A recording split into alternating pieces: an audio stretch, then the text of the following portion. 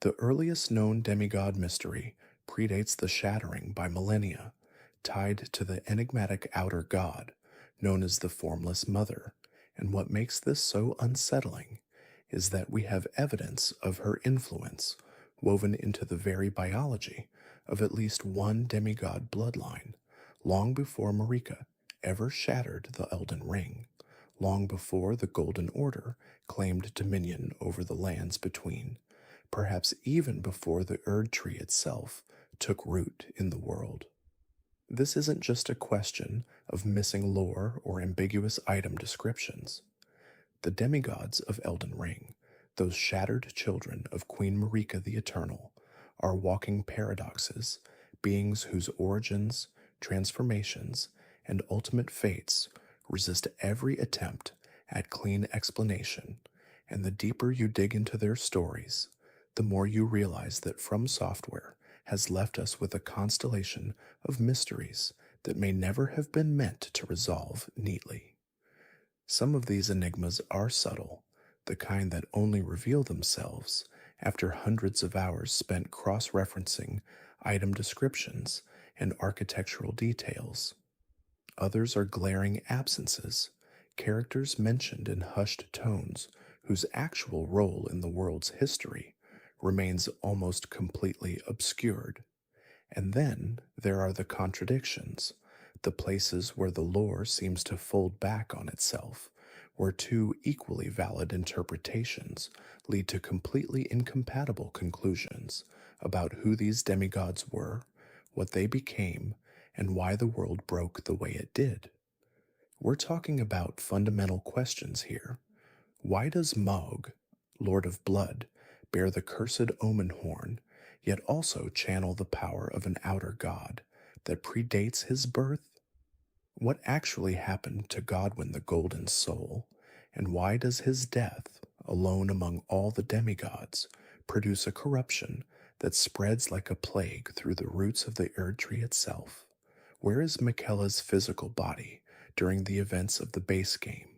And what does it mean that the most brilliant of all Marika's children, the one who rejected the Golden Order's fundamentalism and sought to cure his sister's rot, simply vanishes from the narrative at the moment when his presence would matter most?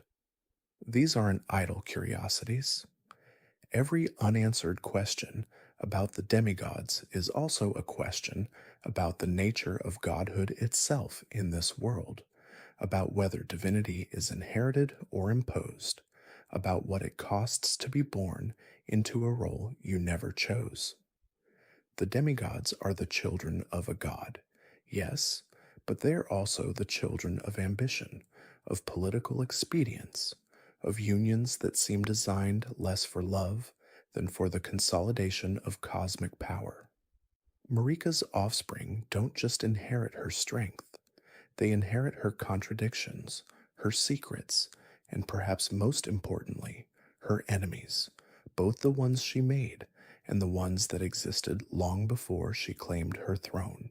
And because From Software tells its stories through fragments, through implication and environmental storytelling, through item descriptions that offer 3 words of clarity and 10 words of new confusion, we're left to assemble the truth from shards that may not even come from the same original whole. I think that's intentional. I think the unsolved mysteries aren't bugs in the lore, they're features, deliberate gaps that force us to reckon with the idea that history, even in a fantasy world, is never a clean narrative with clear heroes and villains. It's a mess of competing accounts, of propaganda and revision, of truths that were dangerous enough to bury, and lies that became so widely believed they might as well be true. But here's what makes the demigod mysteries different from the usual From Software ambiguity. These aren't just atmospheric gaps meant to evoke a sense of lost history. These are structural absences, places where the story seems to be pointing toward an answer that should exist but doesn't, or where the evidence we do have leads to conclusions that contradict other firmly established facts. Take Ranni's role in the Night of Black Knives, for instance. We know she orchestrated the theft of the Rune of Death. We know Godwin was the target. But the more you examine the actual mechanics of what happened that night, the less sense it makes that Rani could have predicted or controlled the outcome. And that gap between what she claims to have done and what the evidence suggests actually happened opens up a whole web of secondary mysteries about who else was involved, what their motives were, and whether the night that shattered the demigod's immortality was really the work of one rebellious Empyrean or something far more complex. Or consider the nature of the demigod's curse. Millennia is rotting from the inside out, afflicted by an outer god called the Goddess of Rot. Mog and Morgoth are Omen, born with horns and considered impure by the Golden Order, hidden away in shame. Miquella is cursed with eternal childhood, his body never aging beyond a certain point. Rani rejected her flesh entirely, burning her body and binding her soul to a doll. Godwin's body lives on in a horrific undeath while his soul is gone. These aren't just random afflictions. They feel connected, like variations on a theme, as if being born a demigod in the age of the Erd Tree comes with an inherent instability, a fundamental incompatibility between the divine and the mortal that manifests differently in each child. But if that's true, why? Is it something about Marika herself, some flaw or curse she passed down? Is it the result of her unions with Godfrey and Radagon, partnerships that may have been less about love and more about trying to create specific types of divine offspring? Or is it something older, a consequence of the way the Golden Order itself was constructed, built on top of older systems of power that were never fully supplanted, never fully reconciled with the new regime? I theorize that the answer lies not in any single demigod's story, but in the spaces between them, in the patterns that emerge when you look at all of them together, when you stop treating each mystery as an isolated puzzle and start seeing them as symptoms of a deeper structural problem with the world itself. The lands between, as we encounter them, are a place where multiple incompatible realities seem to exist simultaneously. The Erd Tree is both a physical tree and a metaphysical concept. Marika is both a god and a prisoner. The demigods are both her children and her tools, both inheritors of her power and victims of her schemes. And everywhere you look, there are traces of older gods, older orders, systems of power that predate the Golden Order, and yet somehow persist beneath it, influencing events in ways that the official history refuses to acknowledge. This is what I mean when I say the demigod mysteries are unsolved. It's not that you think the Erd Tree is the beginning of everything in the lands between. It's not. Before the Golden Light, before Marika, before the demigods tore each other apart in their war for power, there was something older, something stranger, something that didn't care about order or hierarchy or destiny. There was the Crucible, and understanding what the Crucible was, what it did to the world and to the bodies of those who would become demigods, is essential to unraveling why so many of them ended up cursed, twisted, or marked by powers they never asked for. We're starting at the very beginning in what I'm calling the Age of the Crucible, a primordial era that predates the shattering by centuries, maybe millennia. This is the foundation upon which every demigod mystery is built, because the Crucible didn't just disappear when the Erd Tree rose. It left fingerprints, it left scars, and those scars show up in the strangest places, on the strangest people, at the strangest times. So what was the Crucible really?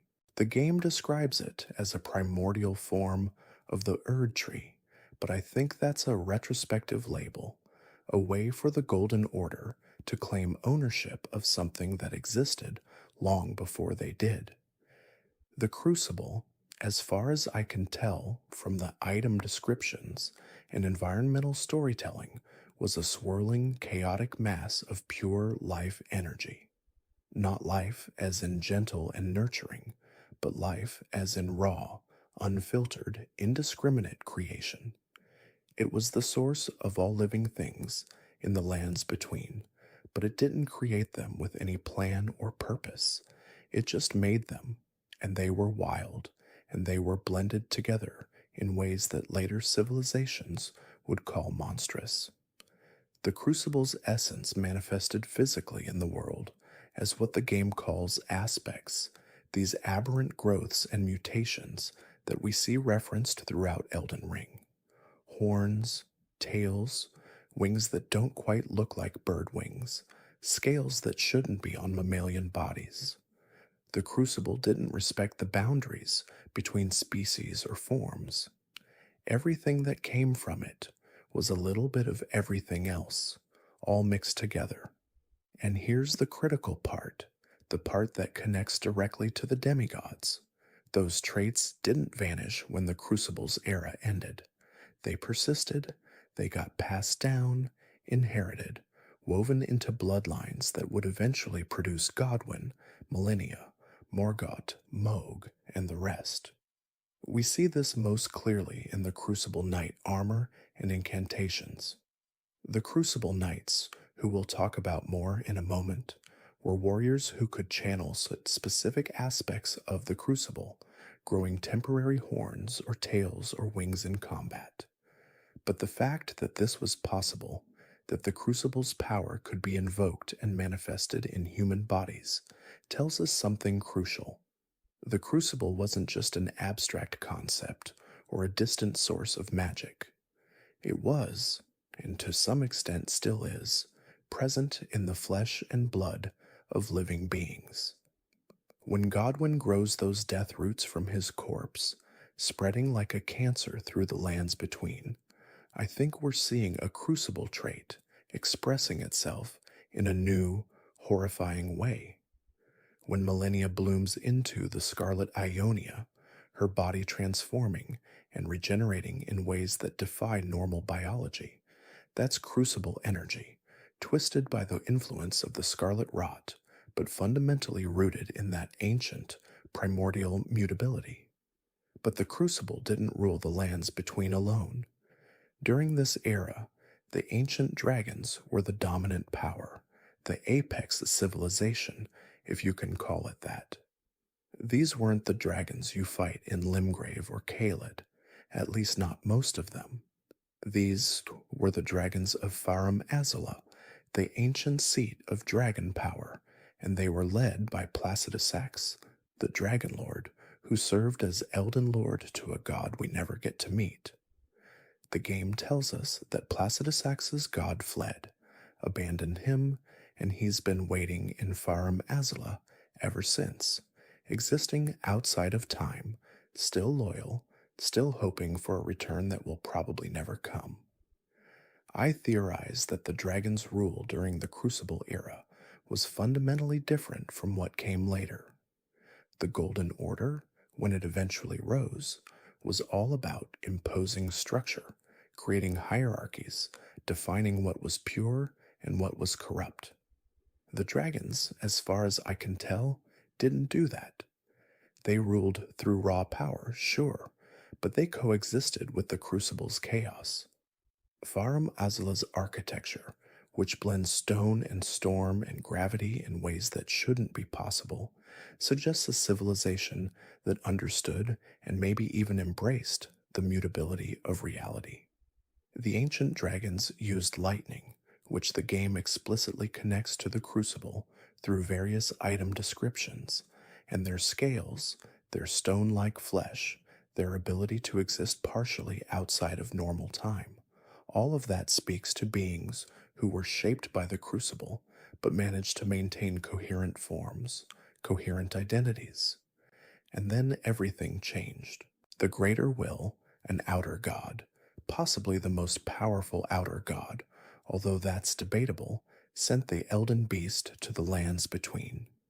This is the inciting incident, the moment when the Age of Chaos began its slow, violent transition into the Age of Order. The Elden beast arrived as a golden star, which we know from the Elden star's incantation description, and it became the Elden ring, the fundamental ordering principle of reality in the lands between. Where the crucible had been about blending and mixing and endless variation, the Elden ring was about definition, separation, categorization. Life and death became distinct, species became fixed, and the Erd tree, which I believe grew from, or around, or because of the Elden beast's arrival, began to replace the crucible as the source and symbol of life. But here's what I think is often misunderstood. The Erd tree didn't destroy the crucible. It couldn't. The crucible was too fundamental, too deeply woven into the fabric of life itself. Instead, the Erd tree subsumed it, built on top of it, tried to channel its power in more controlled, more orderly ways. The Golden Order would later claim that the crucible was a primordial form of the Erd tree, which is technically true in the sense that the Erd tree grew from the same source, but it's also propaganda. It's a way of saying we were always meant to be here, we're the natural evolution of what came before, when really it was a hostile takeover, a cosmic coup. This transition wasn't instantaneous, and it wasn't unopposed.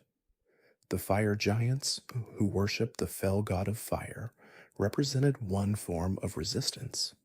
We'll talk more about their war with the Erdtree forces later, but it's important to note that they were active during this era, that they saw the Erdtree as a threat to their god and their way of life, and they were right.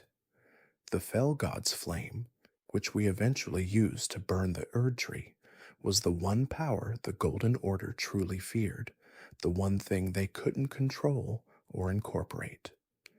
But there were other outer gods circling as well, drawn by the Elden Beast's arrival, or maybe by the chaos of the transition itself.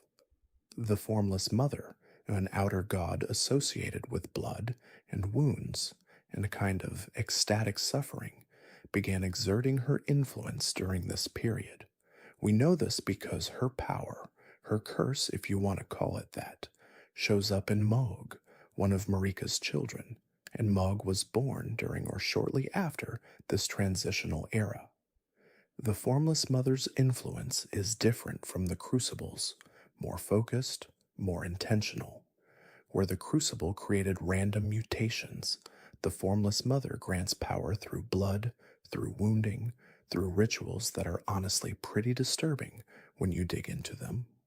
I think the Formless Mother saw an opportunity in the chaos of the Crucible's decline. The old order was breaking down, the new order wasn't fully established yet, and there was space for other powers to slip in, to claim their own territories, their own followers. Mog, who we'll discuss in much more detail later, becomes her champion, her vessel, and his entire storyline is about trying to establish a new dynasty, a new order based on blood rather than gold. But that ambition, that possibility, it starts here, in this liminal space between Crucible and Erdtree. And then there's the Omen Curse, which I believe is one of the most important and most misunderstood elements of the entire lore. Omens, like Morgott and Mog, are born with horns and sometimes other aberrant growths, and the Golden Order treats them as cursed, as impure, as something to be hidden away or killed. But here's the thing. Those horns, those growths, they're crucible aspects. They're not a curse in the sense of being a punishment or a corruption. They're a reversion, a genetic throwback to the Crucible era, when those kinds of mutations were normal, maybe even advantageous. The Golden Order calls it a curse because it represents everything they're trying to suppress, everything that doesn't fit into their neat, orderly categories. An omen is living proof that the crucible isn't gone, that the old chaos still exists in the bloodlines of even the most exalted families. Marika's own children, born from her union with Godfrey, carry this trait. That's not an accident. That's not random. I theorize that Godfrey himself, who we know as Huara Lu before he became the first Elden Lord, had crucible heritage, that he carried those old bloodlines, and when he had children with Marika, the crucible traits expressed themselves as the omen curse. The misbegotten, those tragic, oppressed beings we fight throughout the game, are another manifestation of the crucible's legacy.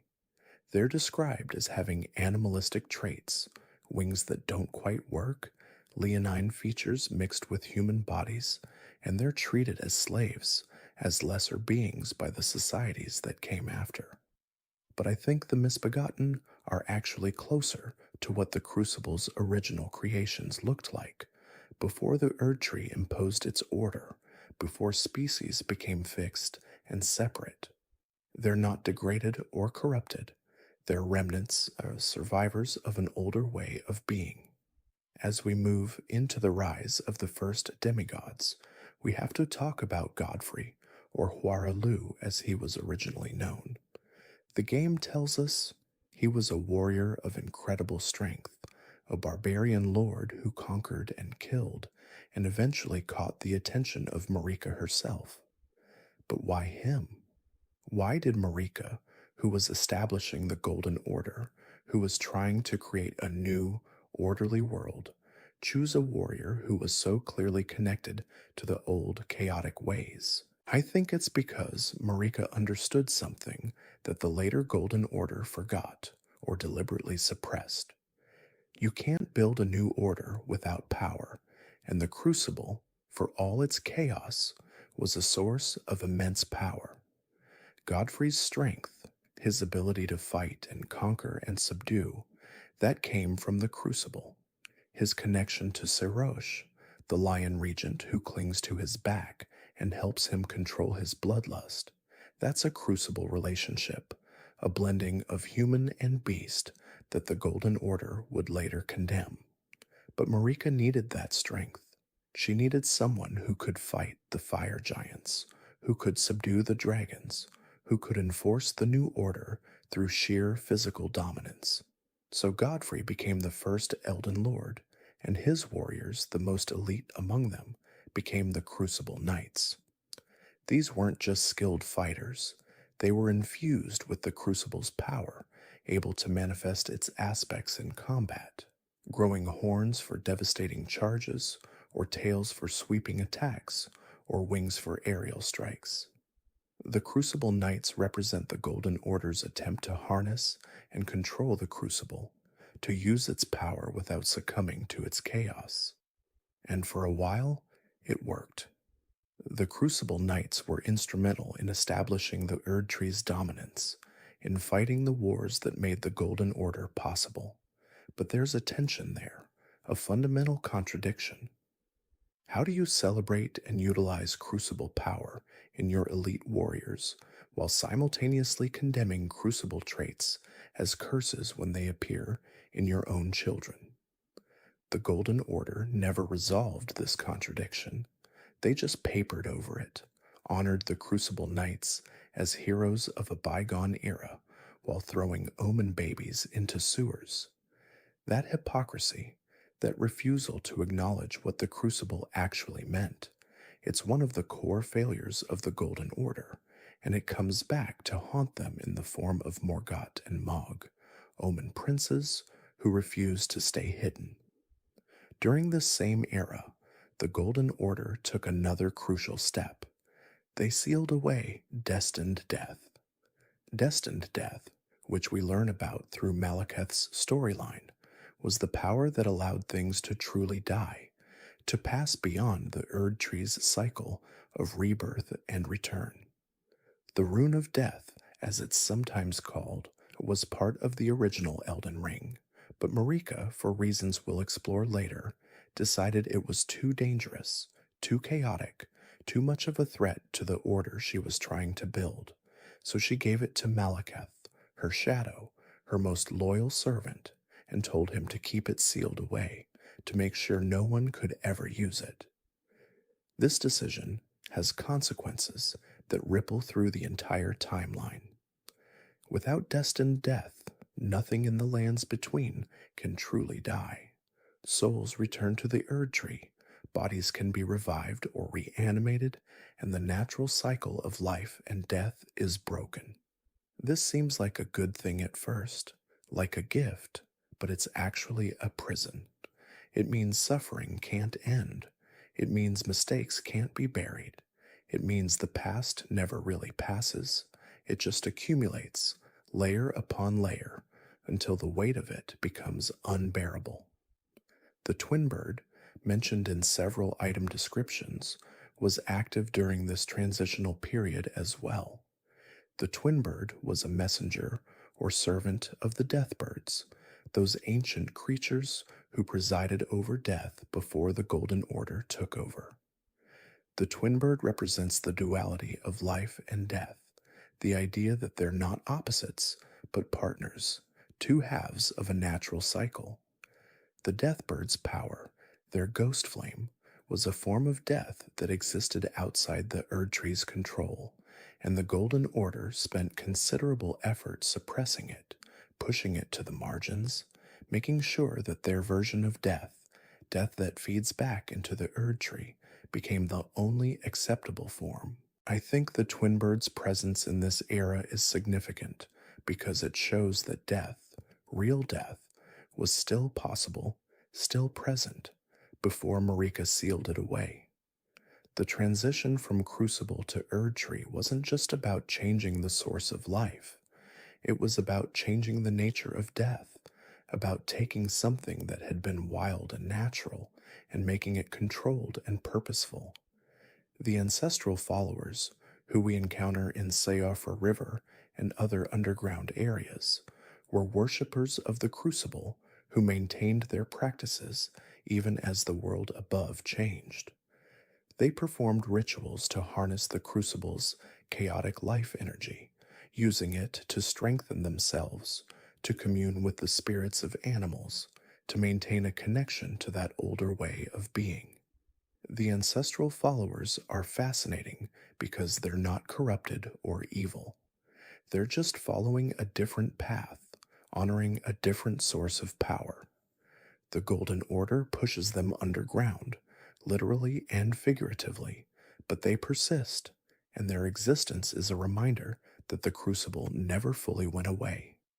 And finally, during this era, the first grafting experiments began. Grafting, which Godric later perfects, or perhaps perverts depending on your perspective, is the practice of attaching limbs and body parts from other creatures onto yourself to gain their strength.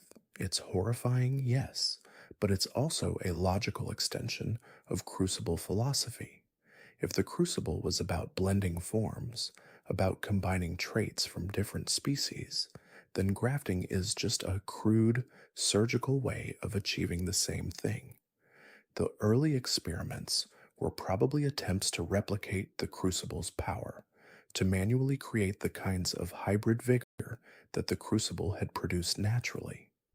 They failed mostly, or at least they created monsters more often than they created champions, but the practice survived, passed down through generations, until Godric picked it up and made it his signature, his desperate attempt to be stronger than his blood would allow.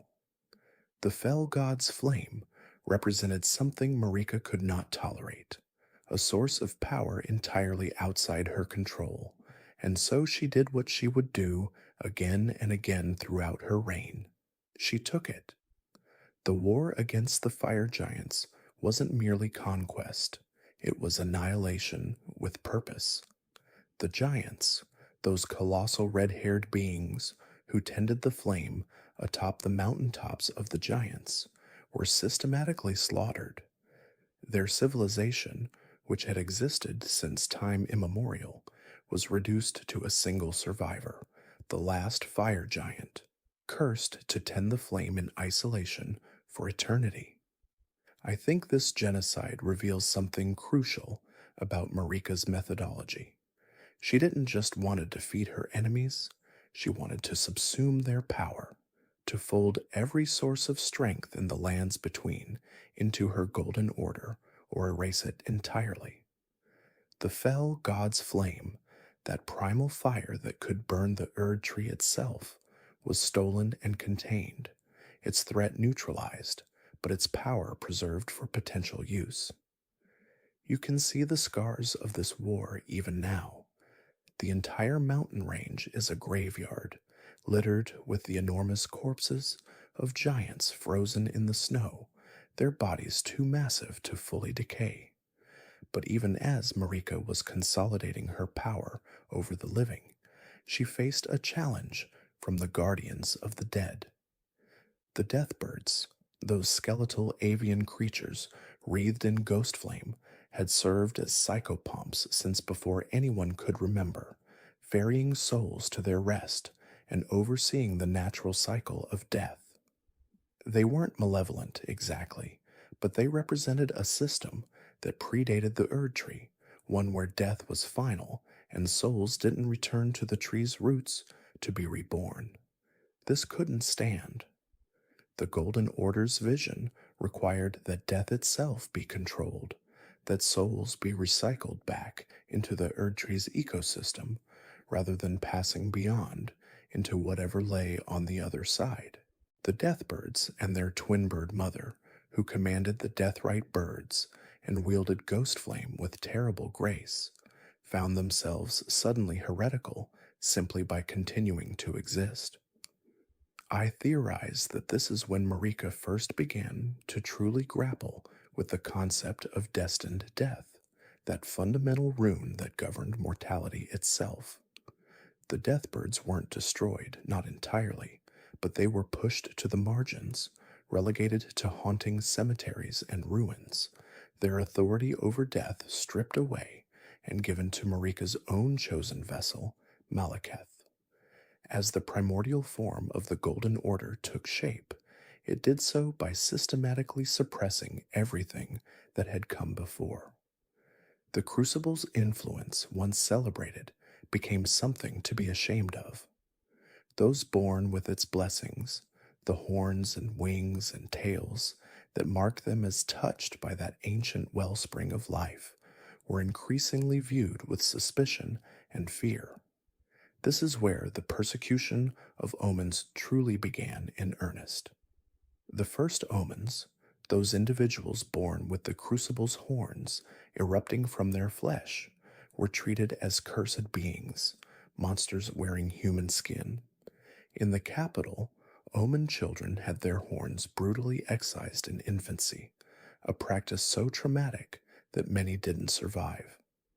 Those who did were left scarred, both physically and spiritually, marked as lesser beings in the eyes of the Golden Order. It's possible that this persecution stemmed from genuine fear. The crucible represented chaos, primordial and untamed, and the Golden Order was built on the principle of control, of imposed structure. But I feel like there's something more calculated at work here too. By demonizing the crucible and its manifestations, Marika created a clear boundary between the old world and her new one, a visible marker of what was acceptable and what was forbidden. The crucible's remnants, those aspects that couldn't be fully eradicated, were sealed away and transformed into forbidden knowledge. The incantations that drew on its power, the prayers that called forth horns and tails and breath of flame, were classified as heretical, practiced only in secret by those who remembered the old ways. The Crucible Knights, Godfrey's elite warriors who had once worn their connection to that primal force with pride, found their tradition slowly dying out, their arts becoming relics of a bygone age.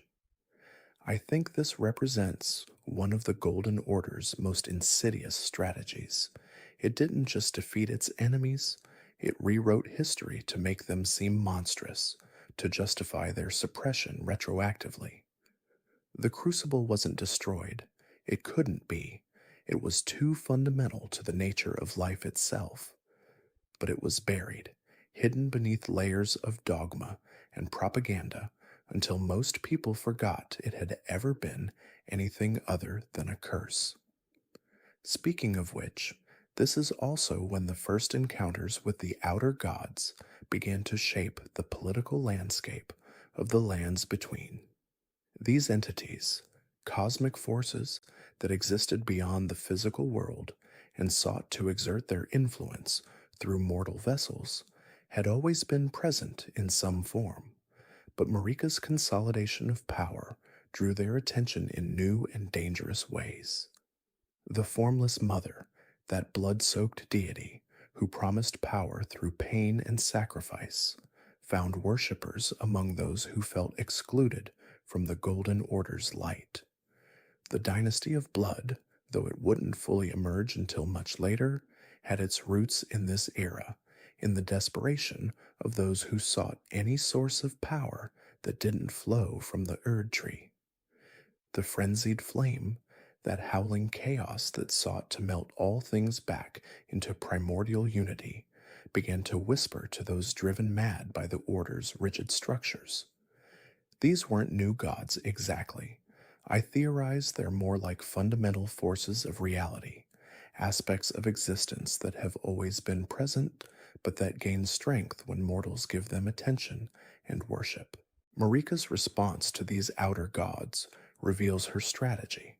She didn't try to destroy them. I'm not sure she could have, even if she wanted to. Instead, she positioned herself and the greater will as the only legitimate divine authority, framing all other outer gods as false, as corrupting influences that led mortals astray. This is all just speculation, but I believe this is when the concept of heresy truly crystallized in the Golden Order's doctrine. It wasn't enough to follow the Erd tree. You had to reject all alternatives, to view them as inherently evil rather than simply different. The fundamentalists who would later codify the Order's laws were building on foundations laid in this era, foundations that said there was one true path and all others led to damnation. But resistance to the Erd tree's encroaching order didn't come only from outer gods and their followers. Ancient heroes, figures who had built their own legends before Marika's rise, pushed back against the new regime in ways both subtle and overt. The Stormhawk King, a warrior who commanded the loyalty of the Stormhawks and fought with the fury of the very winds, stood against Godfrey's conquests. We don't know much about this figure. The historical record has been carefully curated by the Golden Order's scholars. But what we do know suggests a ruler who saw the Erd tree's expansion as an existential threat to the old ways. The Stormhawks themselves, those fierce raptors that once served as messengers and warriors for ancient kingdoms, were nearly driven to extinction in the conflicts that followed. Nephili-Lu, much later, would carry a Stormhawk as a companion, a deliberate echo of this lost heritage, a connection to a time before the Golden Order's dominance. Other heroes resisted in different ways. The ancient dragons, those beings of stone and lightning who predated even the Crucible, retreated to Farum Azula, that crumbling temple city suspended in time and space above the lands between. They had their own relationship with the divine, their own Elden Lord in the form of Placidusax, and they saw no reason to bow to Marika's authority. I think this is important to understand. The Golden Order's triumph wasn't inevitable, and it wasn't total. There were pockets of resistance, holdouts of alternative power structures, but they were systematically isolated, cut off from resources and allies until they posed no real threat to Marika's hegemony. The dragons endured, but only by removing themselves from the world entirely, by retreating to a place outside normal time where the Golden Order couldn't reach them. And then there's Miquella. Even in this ancient era, before his birth in the conventional sense, I theorize that the seeds of his great work were being planted metaphorically and perhaps literally. The Halleck tree, that pale golden tree that would eventually stand as an alternative to the Erd tree itself, represents an idea that may have been germinating for far longer than we realize. Miquella's vision of a world free from the influence of outer gods, including the greater will, required resources and knowledge that took ages to accumulate. It's possible that even before his birth as Marika's child, the groundwork was being laid, ancient incantations studied, sites of power identified, alliances formed in secret. The Halleck tree wasn't just a tree, it was a statement, a declaration that the Erd tree's way wasn't the only way, that life could flourish under a different kind of order. This brings us to something crucial, something that would echo through every age that followed. In the lake of rot, deep beneath the earth in the ruins of a civilization that predated even the Crucible, the first signs of the scarlet rot began to emerge. This wasn't the rot as we know it now, not yet the devastating plague that would consume Caelid and afflict millennia, but something more primal, more fundamental. The rot, I believe, is another outer god, or perhaps the manifestation of one, a force of decay and rebirth that exists in opposition to the Erd tree's controlled cycle of life and death.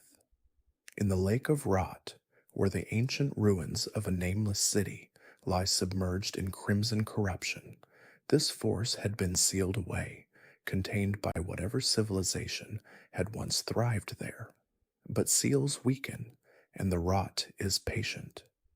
The first blooms of scarlet flowers, beautiful and deadly, began to appear in the deep places of the world, and with them came the rot-worshipping creatures, the kindred of rot, and the pests that would later infest millennia's Halleck tree. The connection between the rot and the outer gods is murky, deliberately so, I think. The Golden Order's scholars didn't want to acknowledge that there were forces in the world that predated their precious Erd tree, that there were powers that couldn't be controlled or contained by Marika's authority. But the evidence is there if you know where to look.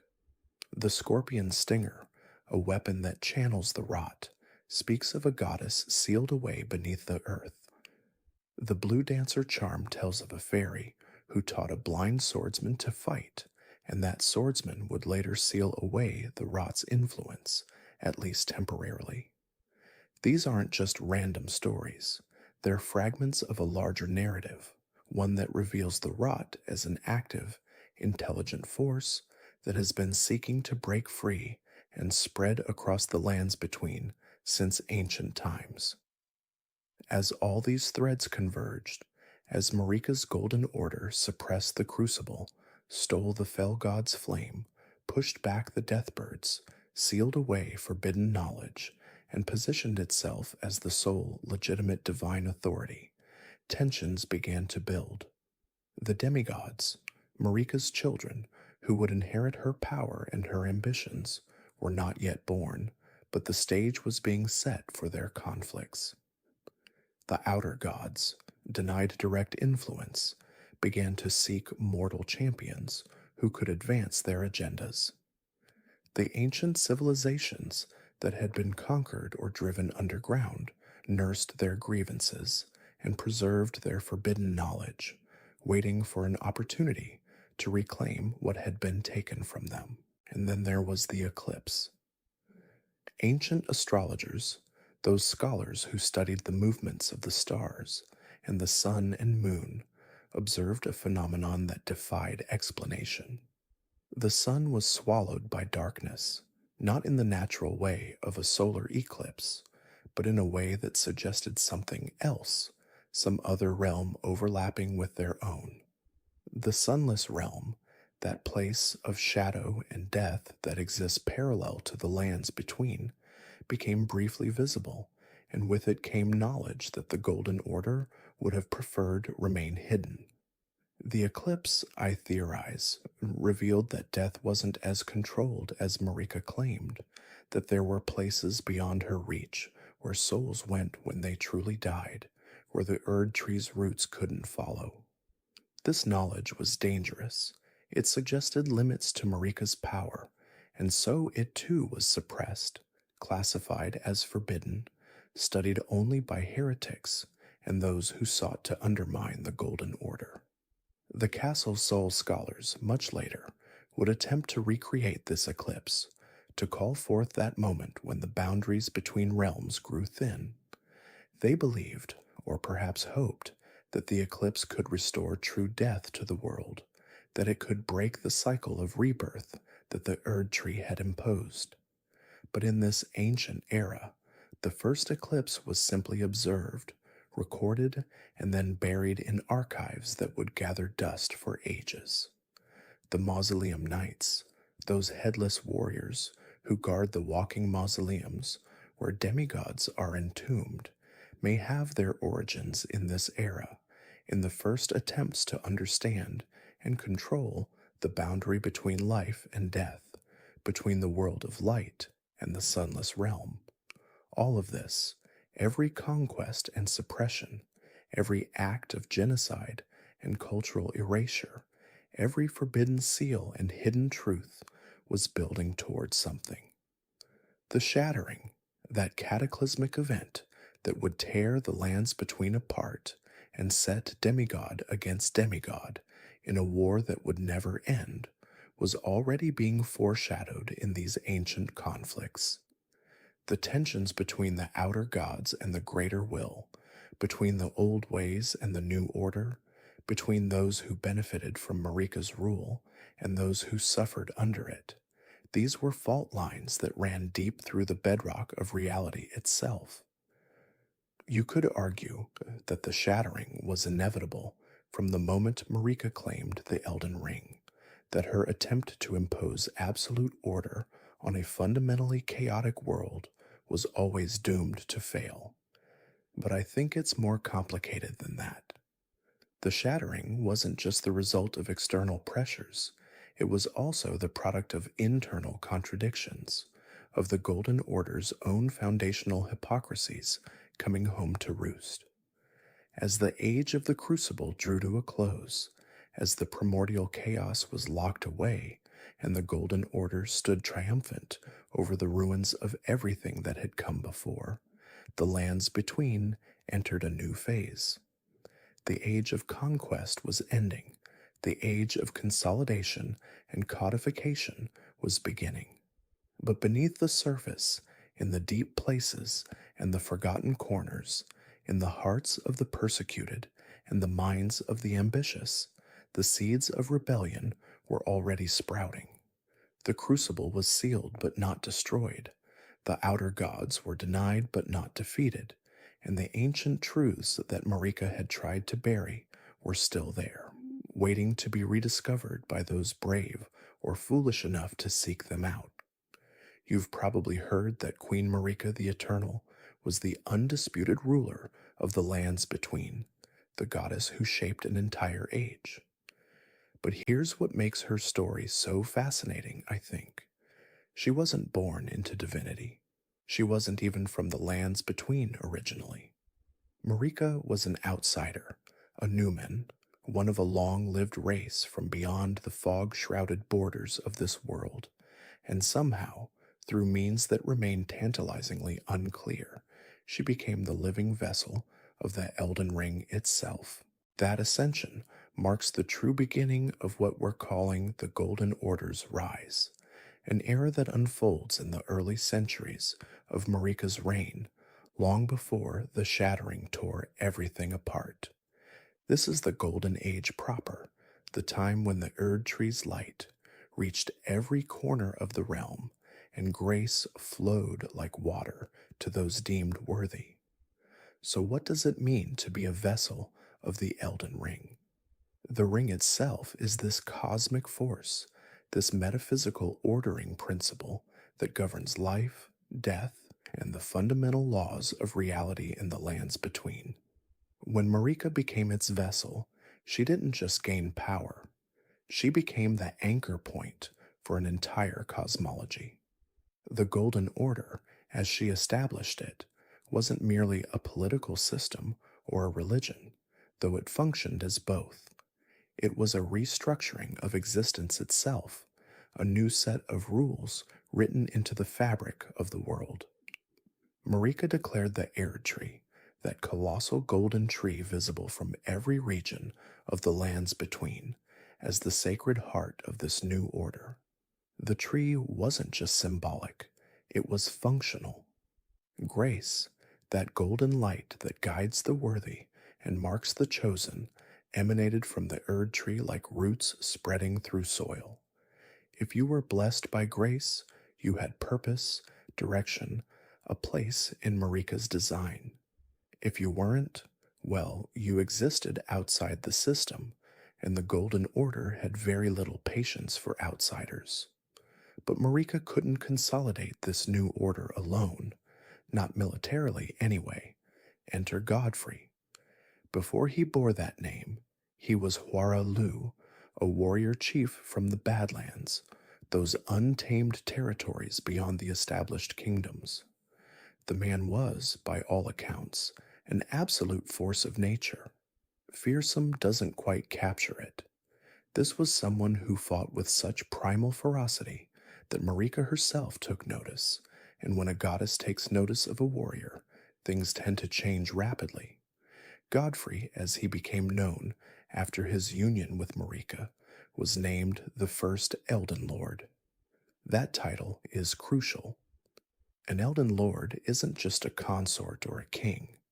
It's a role that carries metaphysical weight, a partnership with the vessel of the Elden Ring that grants legitimacy and power in equal measure.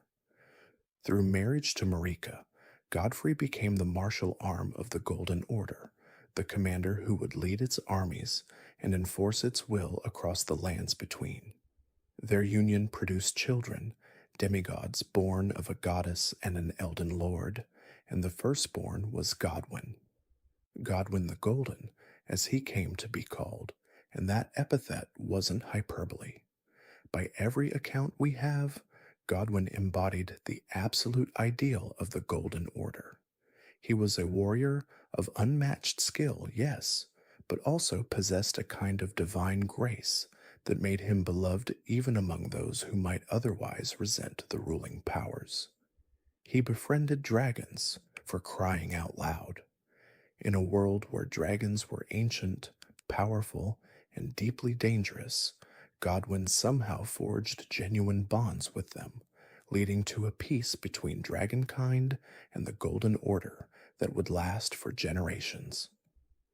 He represented everything Marika's new age was supposed to be: glorious, noble, unifying.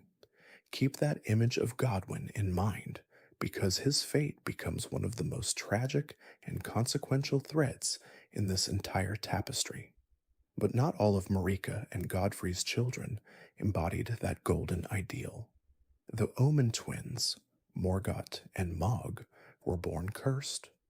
Now, omens in the lands between are individuals born with these twisted, aberrant horns and a connection to something primal, something that the Golden Order deemed impure. It's possible that omens represent a throwback to the age of the Crucible, that earlier era we discussed where life was more chaotic and blended.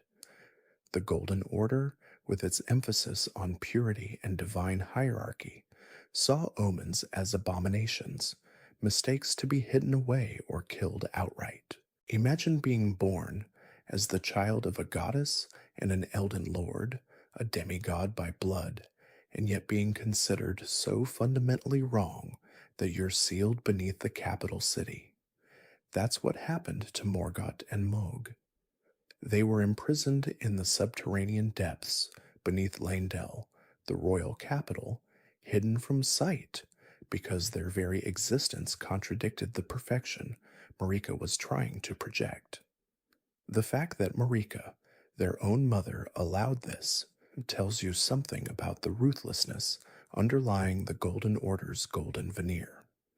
I think this is one of the most revealing details about Marika's character. She was willing to sacrifice even her own children to maintain the image and integrity of her new world order. With Godfrey as her general and Godwin as the shining symbol of the new age, Marika turned her attention to eliminating threats to the Golden Order's supremacy. The most immediate and dangerous of these threats were the fire giants of Mount Gelmir. The giants were ancient, powerful, and most importantly, they tended the flame of ruin, a primordial fire that existed outside the Erd Tree's influence. This flame had the power to burn the Erd Tree itself, making it an existential threat to everything Marika had built. So Godfrey led the Golden Order's armies in what became known as the War Against the Giants, a brutal campaign of extermination in the frozen peaks of the mountaintops of the giants. And I do mean extermination. This wasn't a war of conquest or subjugation. The goal was annihilation.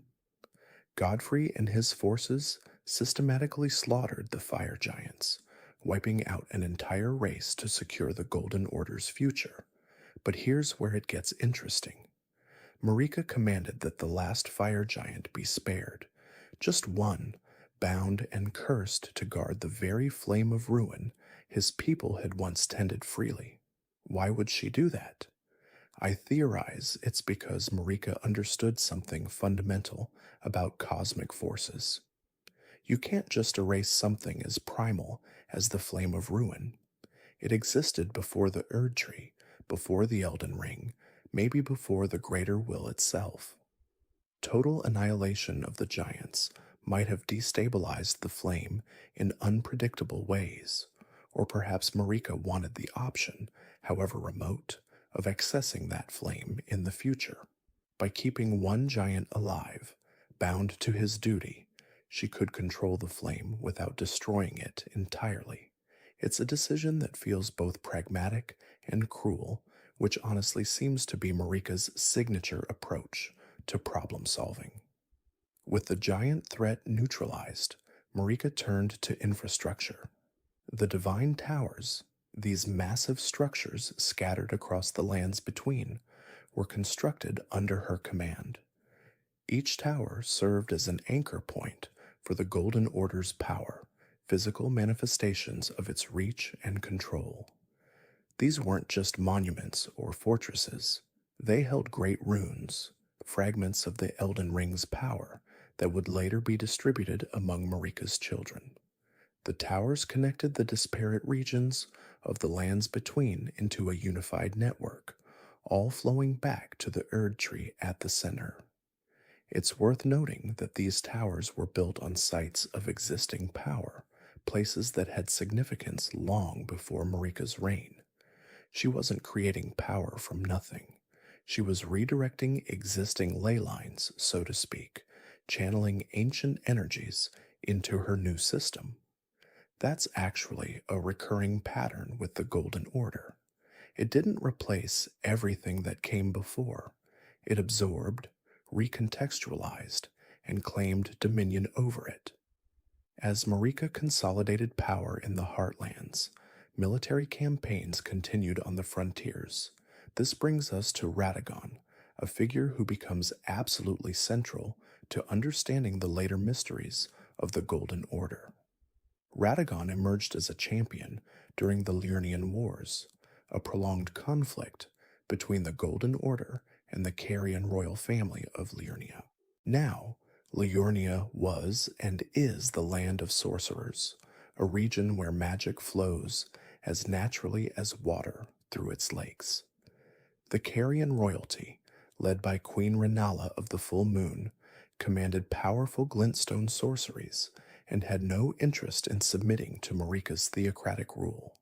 Radagon led the Golden Order's forces against them, and by all accounts, he was a brilliant military leader. But here's the thing, the war reached a stalemate. Neither side could gain a decisive advantage. The Golden Order's faith-based incantations clashed with Carian sorcery, and the conflict dragged on with mounting casualties and no clear resolution in sight. So Radagon did something unexpected. He married Renala. This wasn't a battlefield surrender. It was a diplomatic union that effectively ended the war by merging the two factions. Radagon, this champion of the Golden Order, took the enemy queen as his wife and became, in essence, the consort of Liurnia. It's a move that feels almost too convenient, too neat, and I think there's more going on beneath the surface that we'll get to later. But on the face of it, the marriage worked. The Golden Order and the Carian royal family were united, and Liurnia was brought into Marika's sphere of influence without further bloodshed. Radagon and Renala's union produced 3 children, 3 demigods, who would each play crucial roles in the shattering to come. First, there was Rani, associated with the moon and cold sorcery, inheriting her mother's connection to the cosmos and the dark moon specifically.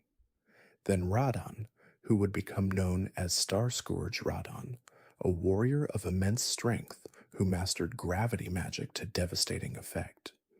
And finally Rykard, who even in his youth showed what the game describes as serpentine ambitions, a phrase that takes on horrifying literal meaning later in his story.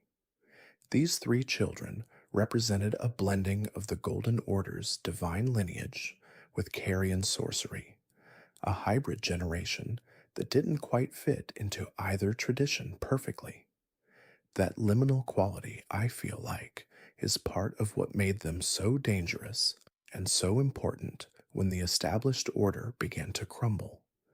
But while Radagon was building a life in Liurnia, something was changing back in Lendel. Godfrey, the first Elden Lord, the warrior who had led the Golden Order's armies to victory after victory, began to lose his grace. That golden light that marked the chosen, that had guided him since his union with Marika, started to fade. The reasons for this are never explicitly stated, but I theorize it's because Godfrey had fulfilled his purpose in Marika's design. The great wars were won, the giants were dead, the threats were neutralized. Godfrey was a warrior, a conqueror, and in a time of peace, what use is a conqueror? Marika's ambitions were shifting, moving towards something more subtle, more complex than military domination. So she made a decision that must have shocked the entire realm. She exiled Godfrey, the first Elden Lord, her husband, the father of her children, was cast out of the lands between, along with his warriors, who became the first of the tarnished, those who lost grace and were forced to wander beyond the fog.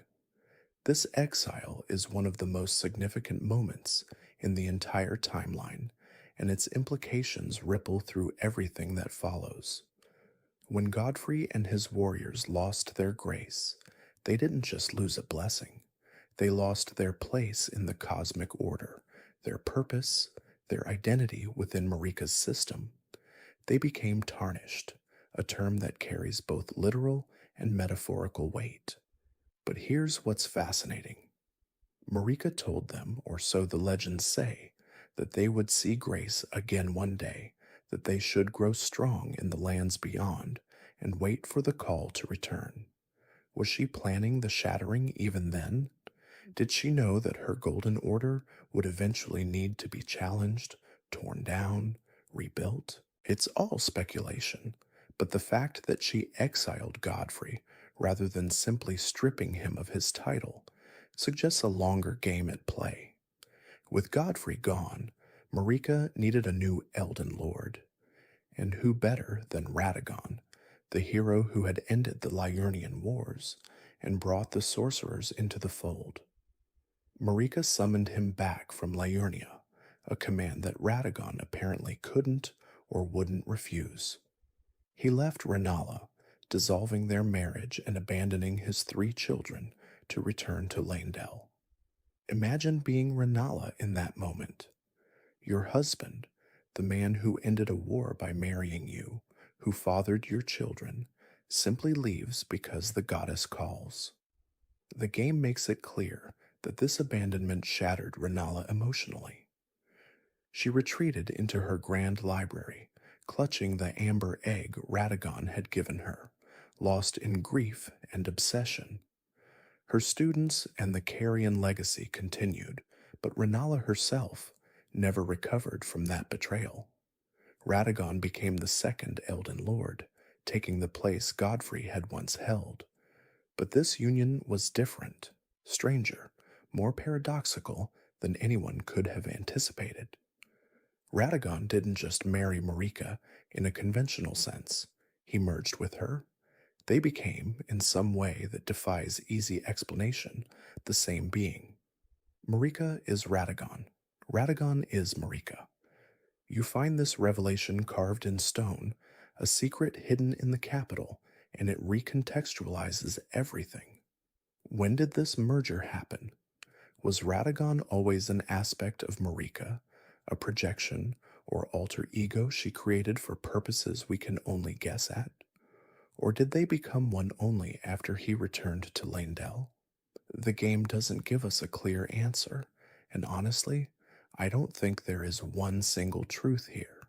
What we know is that this union puzzled even the 2 fingers, those emissaries of the greater will who supposedly guided Marika's reign. If the 2 fingers, beings of cosmic knowledge and divine authority, couldn't fully understand the Marika Radagon paradox, what hope do we have? But let's think through the implications. If Radagon was always Marika, or became Marika, then his marriage to Renala takes on a different dimension. Was Marika using Radagon as a tool to infiltrate and neutralize the Carian threat? The 3 children he fathered with Renala, Rani, Radon, and Rykard, are they Marika's children too in some sense? And what about his later children with Marika, the ones born after he became Elden Lord? We're getting ahead of ourselves, but these questions matter because they speak to the fundamental mystery at the heart of the Golden Order. Nothing is quite what it seems. Every relationship, every alliance, every act of creation or destruction serves purposes that layer upon purposes. But the peace Godwin represented was already beginning to fracture, and not just from external threats. Within the Golden Order itself, cracks were forming, hairline fissures that would eventually shatter the entire edifice. Rani the Witch, daughter of Radagon and Renala, had grown disillusioned with the very concept of the Golden Order's predetermined fate. Under the tutelage of the Snow Witch, a mysterious figure whose true identity remains lost to history, Rani began studying the Dark Moon, an outer force that stood in direct opposition to the Greater Will's golden light. The Dark Moon represented something the Golden Order could not tolerate, a path that existed outside the 2 fingers' grand design. Where the Greater Will imposed order and destiny, the Dark Moon offered freedom from fate itself, a cold and distant alternative that promised liberation at the cost of everything the Golden Order had built. I think it's crucial to understand that Rani wasn't simply rebelling for rebellion's sake. She had looked into the future the 2 fingers had planned for her, for all of them really, and found it intolerable. The Golden Order didn't just govern the lands between, it governed possibility itself, locking every soul into a predetermined role. Rani's studies under the Snow Witch gave her the theoretical framework to imagine something different, a world where the stars could move again, where fate wasn't written in golden light, but remained genuinely open. Speaking of which, those stars had their own problems. Radon, the mightiest warrior among Marika's demigod children, had learned gravity magic from an alabaster lord during his time in Celia, the town of sorcery in Xylid. But Radon didn't study gravity magic for conquest, or even primarily for battle. He learned it for a reason that speaks to both his power and his peculiar sense of duty. Radhan used his mastery of gravitational forces to literally halt the movement of the stars themselves, freezing them in place above Celia. Now, this might seem like an arbitrary flex of magical muscle, but the implications run deep. In Elden Ring's cosmology, the stars aren't just celestial bodies, they're intimately connected to fate and destiny. When stars move, fates change. When constellations shift, new possibilities open. By holding the stars in place, Radhan was effectively freezing fate itself, preventing certain destinies from unfolding. And here's where it gets interesting, because I theorize Radhan's star stopping wasn't just about demonstrating power. It was about preventing something specific from happening, something connected to Rani's plans and the Carian royal family's relationship with the cosmos. The stars above Celia weren't just any stars, they were the very celestial bodies whose movement would allow certain fates to proceed. By holding them, Radon became a living lock on destiny itself, his gravity magic a constant expenditure of will that never ceased, not even in sleep. Meanwhile, another demigod was pursuing his own form of heresy. Rykard, praetor of the Erdtree's military forces and another child of Radagon and Renala, had discovered something beneath Mount Gelmir. The serpent god Aegle, an ancient entity that predated the Golden Order itself, dwelled in the volcanic depths of the mountain. Where other demigods sought power through the Elden Ring or the Erdtree, Rykard saw potential in something older, something that existed outside the greater will's framework entirely. He began consorting with this serpent deity, feeding it, learning from it, and ultimately establishing Volcano Manor as a haven for what the Golden Order would call blasphemous ambitions. But Rykard would have called it something else, pragmatism perhaps, or maybe just honesty. The Volcano Manor became a gathering place for those who had been cast out or who had willingly turned away from the Golden Order's light. Recusants, they called themselves, those who refused the call of the Erdtree. Under Rykard's protection, these outcasts found purpose in tearing down what they saw as a corrupt and tyrannical system. Rykard himself became increasingly obsessed with the concept of devouring, of consumption as a form of power. The serpent god Aegle represented endless hunger, endless growth through consumption, and this philosophy appealed to something in Rykard's nature. He would eventually take this philosophy to its logical extreme, but even in these earlier days, the seeds of that transformation were already planted. And through all of this, through Rani's plotting and Radon's cosmic intervention and Rykard's serpentine obsessions, Queen Marika watched. Or perhaps she did more than watch.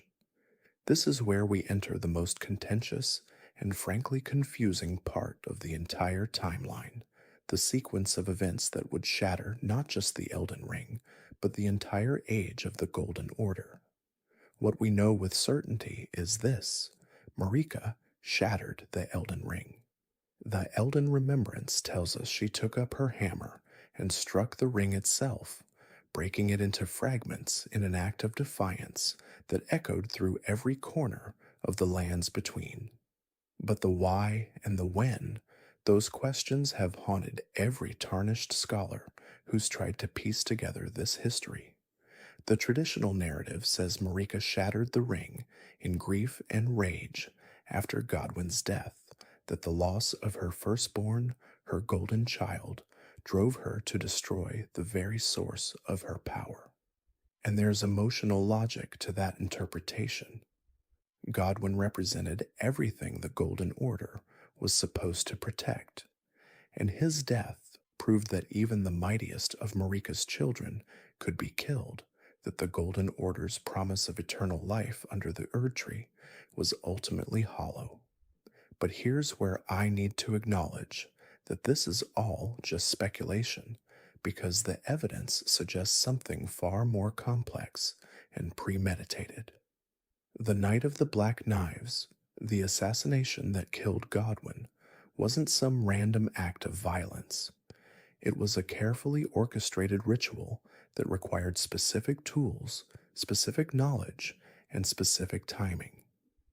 The Black Knife assassins who carried out the deed wielded weapons imbued with destined death, a fragment of the Rune of Death that Marika herself had removed from the Elden Ring and given to her shadow, Malekith, for safekeeping. Someone had to steal that fragment, someone had to forge it into weapons, and someone had to coordinate the assassin's strike. And here's the thing that keeps me up at night thinking about this. The Black Knife assassins were Newmen, the same long-lived race as Marika herself. They came from the same distant land, shared the same heritage, and according to some item descriptions, were rumored to be close to Queen Marika herself. So we have Newman assassins, possibly connected to Marika, wielding weapons made from a power that Marika had sealed away, killing Marika's own son in a ritual that coincides almost exactly with Marika's shattering of the Elden Ring. The coincidence strains credibility. I think, and this is where the theory gets uncomfortable, that Marika may have been involved in Godwin's death from the beginning. Not out of hatred for her son, but because his death was necessary for whatever larger plan she had set in motion. The shattering of the Elden Ring wasn't a crime of passion. It was a calculated act of rebellion against the greater will itself, and Godwin's death was part of that calculation. But Godwin didn't die alone. Not really. This is where Ranni's plan intersects with whatever Marika was doing, and the result was something unprecedented in the history of the lands between. Ranni had obtained a fragment of the stolen Rune of Death, possibly through her own machinations, possibly through coordination with forces we still don't fully understand. On the night of the Black Knives, 2 demigods died, but neither died completely. Godwin the Golden died in body alone. His soul was killed, slain by the curse mark of death, while his physical form lived on in a grotesque mockery of life. Ranni, meanwhile, died in body alone, her physical form slain while her soul endured, transferring itself into the doll body she had prepared. It was a splitting of death itself, a perversion of the natural order that even destined death wasn't meant to accomplish. Ranni became the first demigod to die in spirit, shedding her Empyrean flesh to escape the destiny the Two Fingers had planned for her. Godwin became something else entirely, something that would eventually be called the Prince of Death, his living corpse spreading a corruption of death and unlife that would seep into the roots of the Erd Tree itself. The Night of the Black Knives wasn't a single assassination. It was multiple strikes across the lands between. Other demigods were targeted. Other heirs to the Golden Order fell to the Black Knife assassin's blades. But Godwin's death resonated differently because of who he was, because of what he represented. When Godwin fell, the illusion of the Golden Order's invincibility fell with him. And in the chaos that followed, in the confusion and grief and rage that swept through Leyndell, 2 figures emerged from the shadows beneath the capital. Morgott and Mog, the Omen twins who had been imprisoned since birth in the sewers beneath the city, seized their chance for freedom.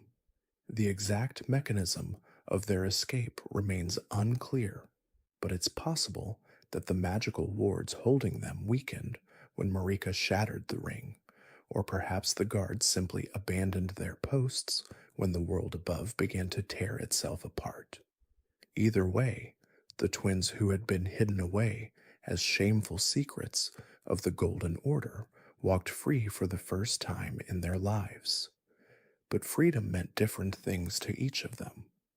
Morgott, despite everything the Golden Order had done to him, despite a lifetime of imprisonment for the crime of being born with horns and a tail, remained loyal to the Erd Tree. It's one of the most tragic ironies in the entire story. Morgott took up arms, not to destroy the order that had imprisoned him, but to defend it. He assumed the identity of Margit the Fell Omen, a disguise that allowed him to move freely and defend the approaches to Langdell without revealing his true identity as one of Marika's children.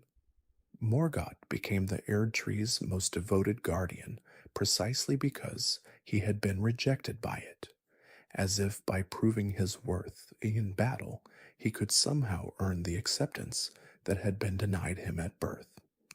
Mog took the opposite path. Where Morgott clung to the Golden Order despite its cruelty, Mog embraced its antithesis. He discovered or was discovered by an outer god, the Formless Mother, a deity of blood and wounds that existed entirely outside the Greater Will's influence. Mog founded a blood cult in the Formless Mother's name, gathering followers who shared his rejection of the Golden Order's light. But Mog's ambitions went beyond simple rebellion.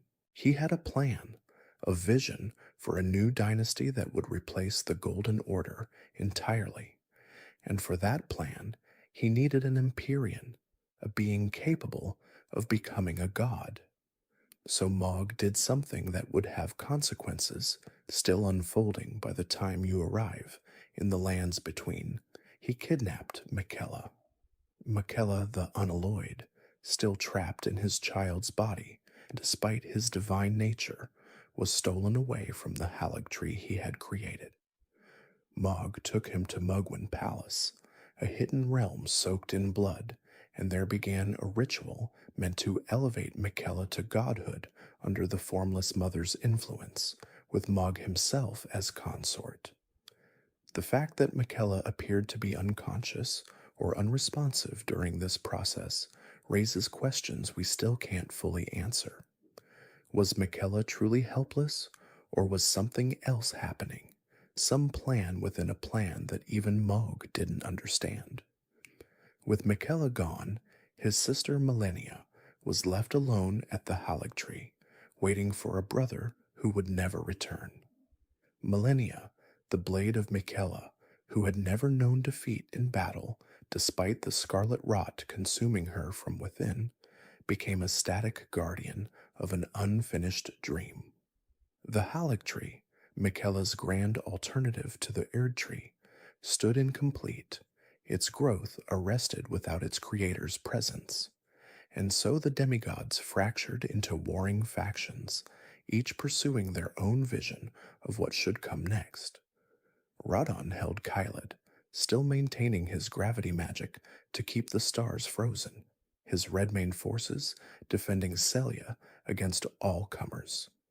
Rykard fed the serpent god Aglay at Volcano Manor, gathering reticence and growing ever more obsessed with the power of consumption. Rani had achieved her goal of escaping her destined fate, but at the cost of becoming a hunted fugitive, her body dead and her spirit bound to a doll. Morgott defended Lindell in secret, turning away anyone who sought to approach the Erd Tree. Mog pursued his blood dynasty in hidden chambers. And Millennia waited at the Halig Tree, her loyalty to Miquella absolutes, even in his absence. The war that followed, the shattering proper, was a conflict without clear sides or objectives. Each demigod held fragments of the Elden Ring, great runes that granted them immense power but were useless without the ring itself being whole. They fought each other not with the goal of victory, but simply to prevent any other demigod from claiming supremacy.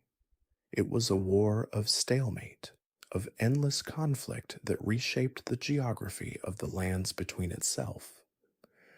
Caelid would become a scarlet wasteland. Limgrave would be torn by battles between Godric's forces and Margit's defense of Leyndell. The Altus Plateau would become a no man's land between competing powers. And through it all, the Two Fingers and the Greater Will found themselves increasingly impotent. Marika's punishment for shattering the ring left her imprisoned within the Erd Tree itself, crucified on some internal structure we never fully see, unable to act or speak. The Elden Ring was broken, its power scattered among demigods who refused to cooperate. The Greater Will's grand design, its ordered cosmos of predetermined fates and eternal golden rule, had collapsed into chaos. The Two Fingers could still communicate, still issue guidance to those who would listen, but their direct control was gone. They began summoning Tarnished back to the lands between, exiles who had been stripped of grace and sent away, calling them back in a desperate attempt to find someone, anyone, who could restore the Elden Ring and re-establish order. The Golden Order's golden age, that period of prosperity and expansion under Marika's rule, had collapsed into the interregnum known as the Shattering. There was no clear heir to the Elden Ring, no obvious path forward, no resolution in sight. The demigods were too powerful to be defeated by conventional means, but too divided to unite. The Erd Tree itself sealed its entrance, preventing anyone from approaching the Elden Ring's remnants. And so, the lands between entered a state of suspended animation, a forever war that ground on without progress or hope of conclusion, waiting for something to break the stalemate, waiting for a Tarnished to rise and claim what the demigods could not.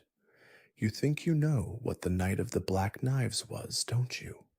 A simple assassination, a tragic loss. But I believe you're missing the true depth of its insidious brilliance, the calculated horror that unraveled the very fabric of the lands between. This wasn't just a murder.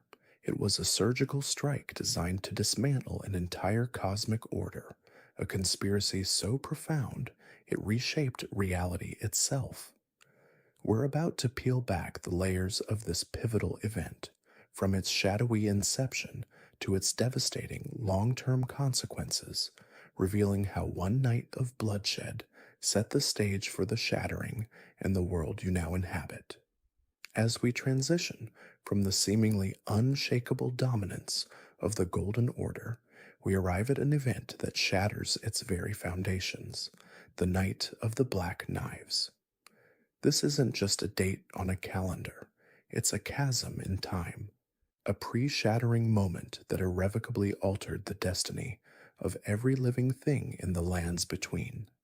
It's here, in this conspiracy-laden era, that the threads of fate begin to fray, and the meticulously woven tapestry of the Golden Order starts to unravel. At the heart of this meticulously planned catastrophe was Ranni, an Empyrean, one of the chosen few destined to potentially succeed Marika as a god. But Ranni harbored a deep-seated rebellion against this preordained path. She didn't want to be a vessel for the Greater Will, the outer god that governed the Golden Order. She yearned for freedom, for a destiny she could forge herself, free from the dictates of an unseen cosmic entity. To escape this fate, to truly sever her ties to the Golden Order and the suffocating embrace of the Greater Will, Ranni conceived of a plan so audacious, so blasphemous, that it would forever scar the lands between. She conspired with a shadowy organization known as the Black Knife Assassins, setting in motion the events of that fateful night. Her goal was not merely to die, but to die in such a way that her soul would be freed, leaving her physical form behind, a puppet to be discarded, allowing her true self to ascend to a new, unbound existence. It's a move of incredible cunning, a rejection of divinity in favor of autonomy. But how do you kill a demigod, an immortal being blessed by the Erd Tree and the Golden Order? This is where Rani's true genius, or perhaps her terrifying desperation, comes into play. She understood that conventional means were useless. Immortality, in the context of the Golden Order, wasn't just about not aging. It was about an inherent resistance to true death, a cycle of rebirth, or at least a preservation of the soul. To truly kill a demigod, to ensure their soul was utterly eradicated, required something beyond mortal comprehension, a fragment of the rune of death. This wasn't just any rune, this was the very concept of death itself, sealed away by Marika and entrusted to her shadow-bound beast, Malekith the Black Blade. Malekith, a formidable warrior and loyal guardian, kept this potent rune within his very being, ensuring that death, as a concept, was removed from the world, allowing the Golden Order's immortality to flourish. Rani, with the audacity that still astounds me, somehow managed to steal a fragment of this ultimate power. I theorize this wasn't a direct confrontation with Malekith, but a more subtle, perhaps even magical, extraction. It's possible that her Empyrean status, or perhaps her own innate arcane abilities, allowed her to bypass Malekith's defenses in a way no ordinary being could. This stolen fragment, imbued with the power to deliver true death, was then used to forge the Black Knives, the very weapons that would be wielded on that horrific night. This act alone, the theft of the Rune of Death, was an unparalleled transgression, a cosmic theft that would have unfathomable repercussions. With the means of true death secured, Rani needed instruments. This is where the Black Knife assassins enter the stage. These enigmatic figures are rumored to be Numen, an ancient race from which Queen Marika herself descended. The Numen are often depicted as having a certain ethereal quality, a connection to ancient powers, and a capacity for stealth and precision. This connection to Marika's own heritage is a crucial detail, hinting at a deeper, more unsettling layer to the conspiracy. Were these assassins merely hired blades, or were they acting on a deeper, perhaps even ancestral loyalty that transcended the Golden Order? I believe it's more than just a coincidence. The very idea that assassins with ties to Marika's own lineage were involved in such a heinous act immediately raises questions about Marika's potential complicity, a thread we'll pull on later.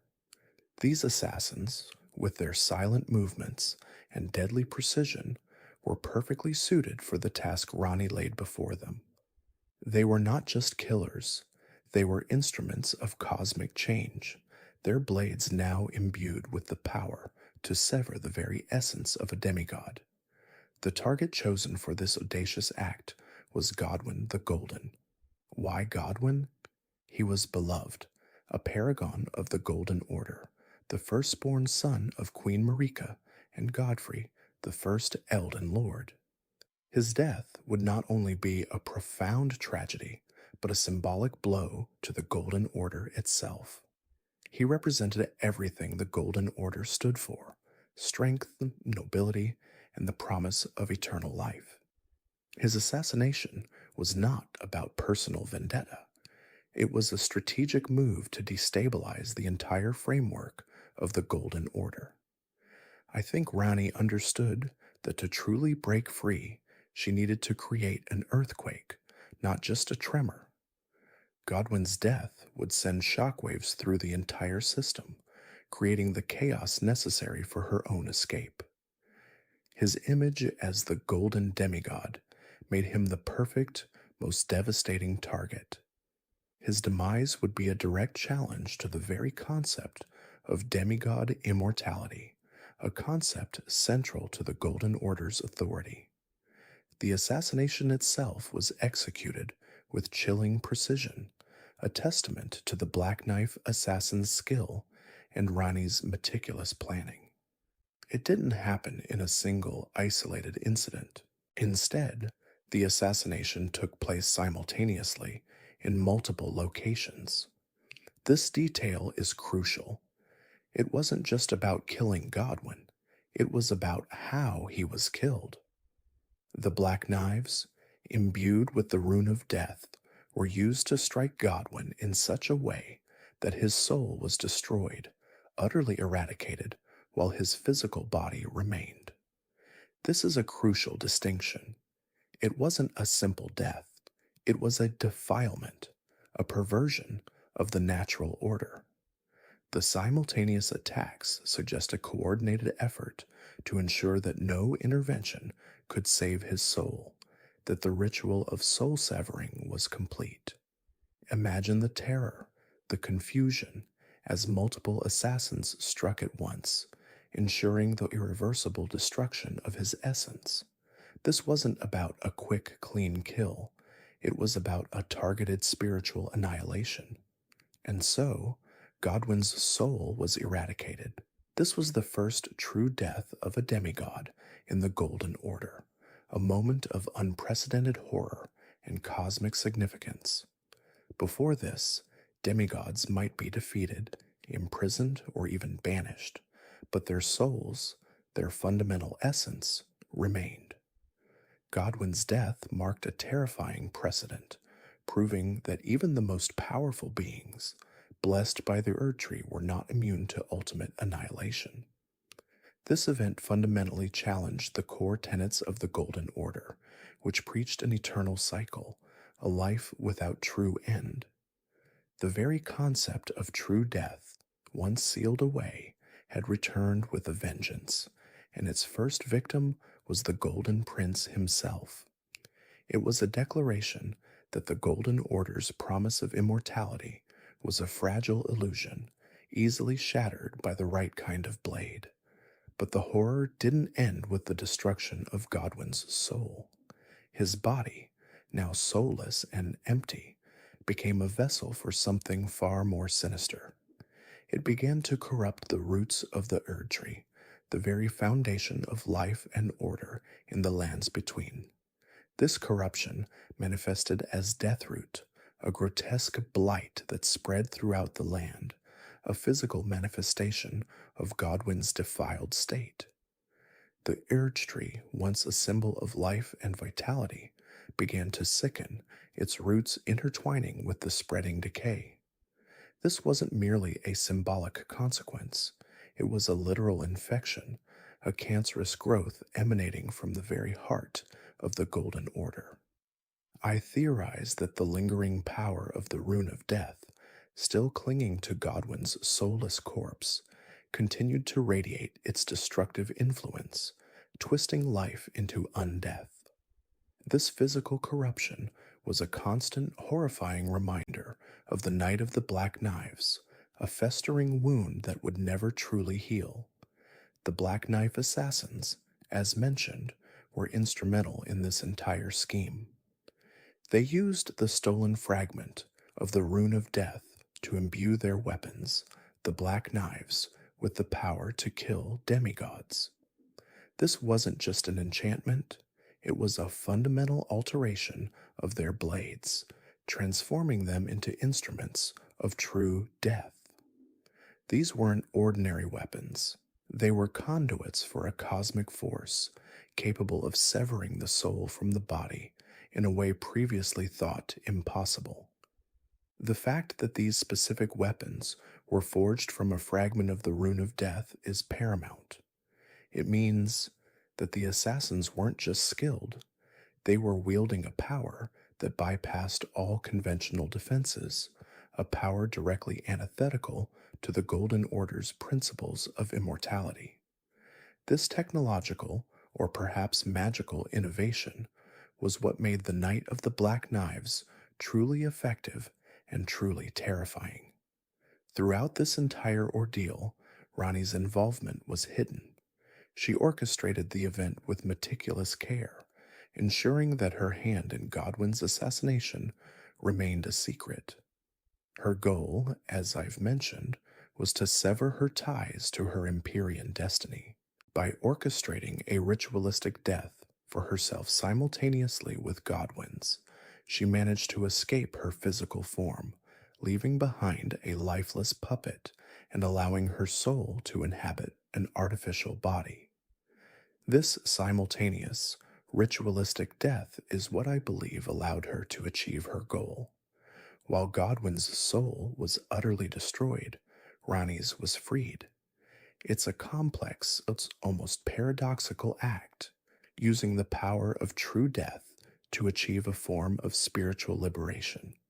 This secrecy was vital, allowing her to operate in the shadows, pursuing her own ambitions without the direct wrath of the greater will or the other demigods.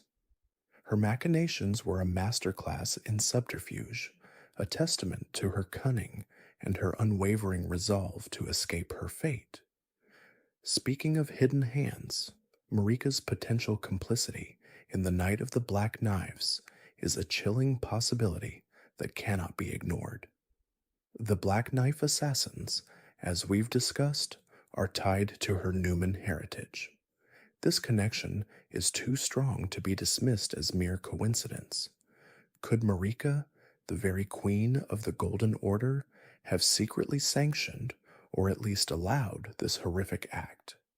I theorize that Marika, like Ronnie, may have harbored her own disillusionment with the greater will and the Golden Order.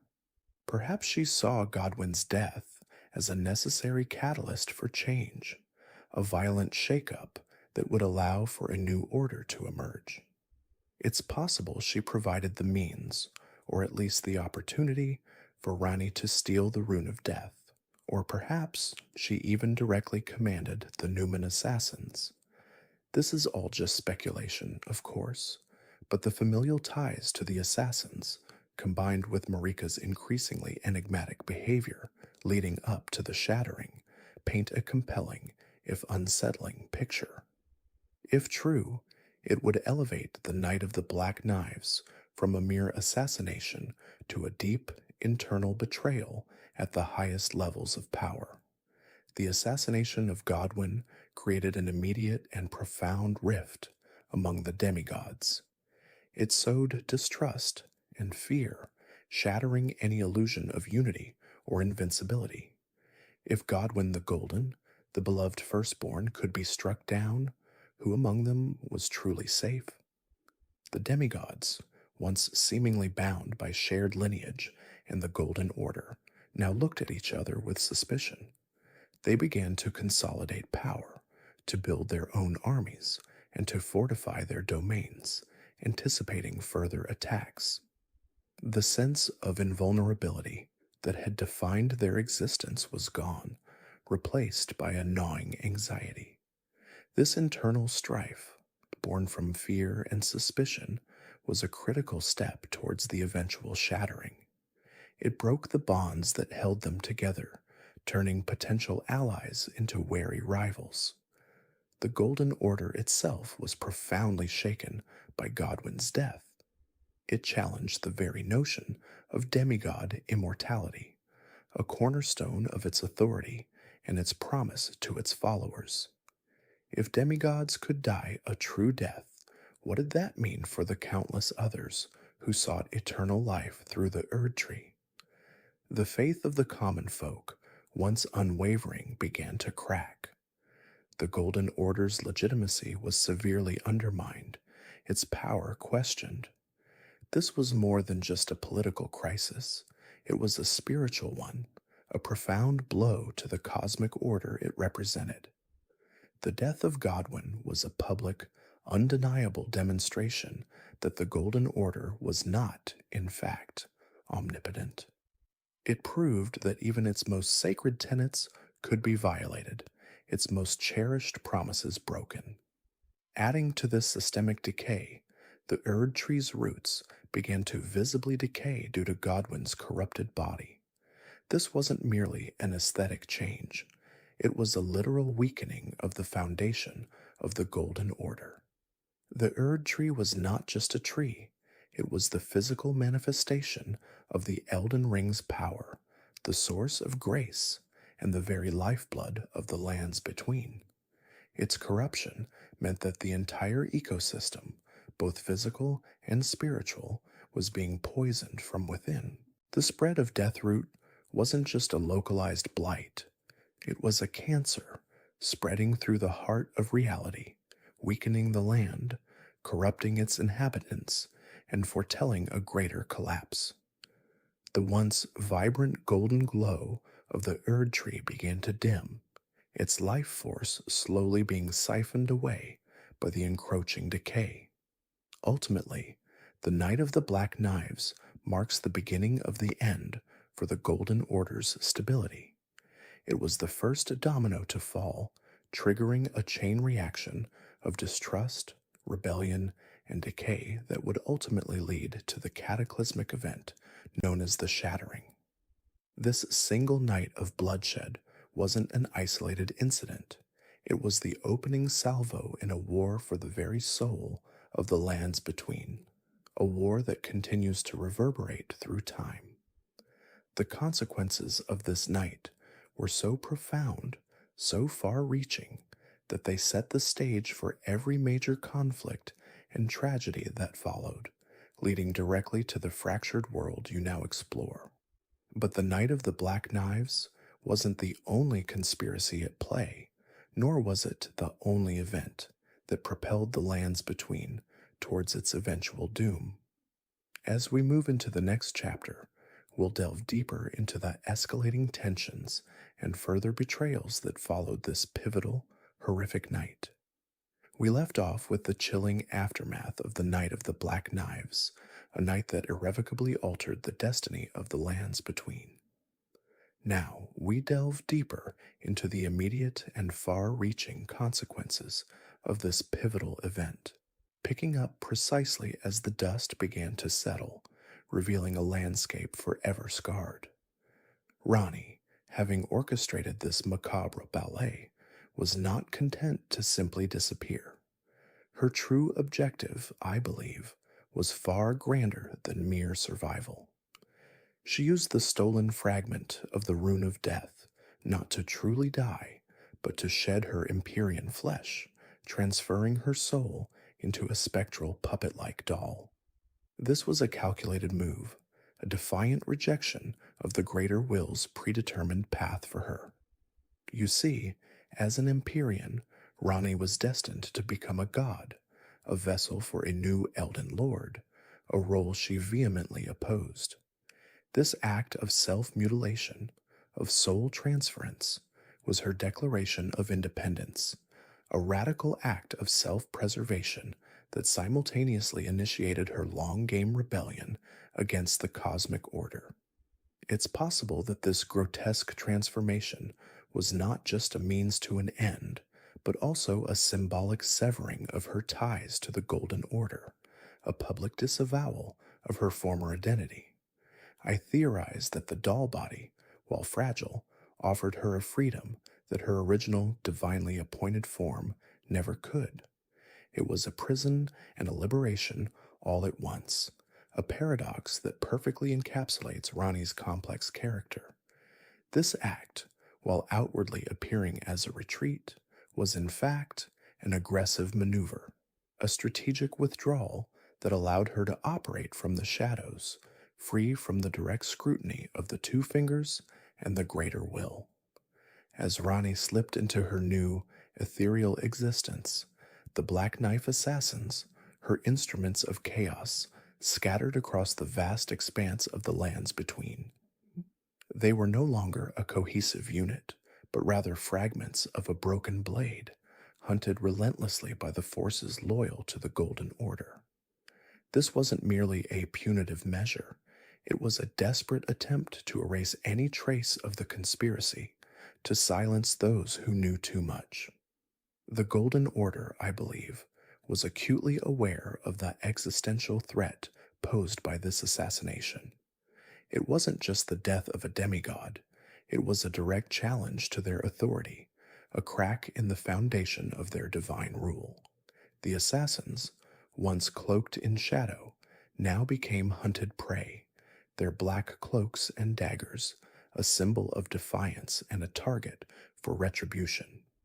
This scattering, however, also served to disseminate the knowledge of the Rune of Death's existence, even if indirectly. Each assassin, a living testament to the night's horrors, carried with them the terrifying truth of what had transpired. It's possible that some of these assassins, driven by their own motives, or perhaps Rani's lingering influence, continued to sow discord, further destabilizing the already fragile political landscape. Their continued existence, even in hiding, was a thorn in the side of the Golden Order, a constant reminder of their vulnerability. But what truly ignited the inferno that would consume the lands between was Marika's grief. The loss of Godwin, her beloved son, was not just a personal tragedy. It was a cataclysmic blow to her divine psyche. I feel like this grief, this profound sorrow, festered within her, eroding her resolve and ultimately leading to her shattering of the Elden Ring. This wasn't an act of calculated rebellion, I believe, but a desperate, almost primal scream of anguish. The Elden Ring, the very embodiment of order and the source of her power, became the target of her despair. It's possible that in her grief, she saw the ring as the source of all suffering, the cosmic mechanism that had allowed her son to be taken from her. This act of shattering was not a strategic move, but an emotional outburst, a moment of profound despair that echoed through the very fabric of reality.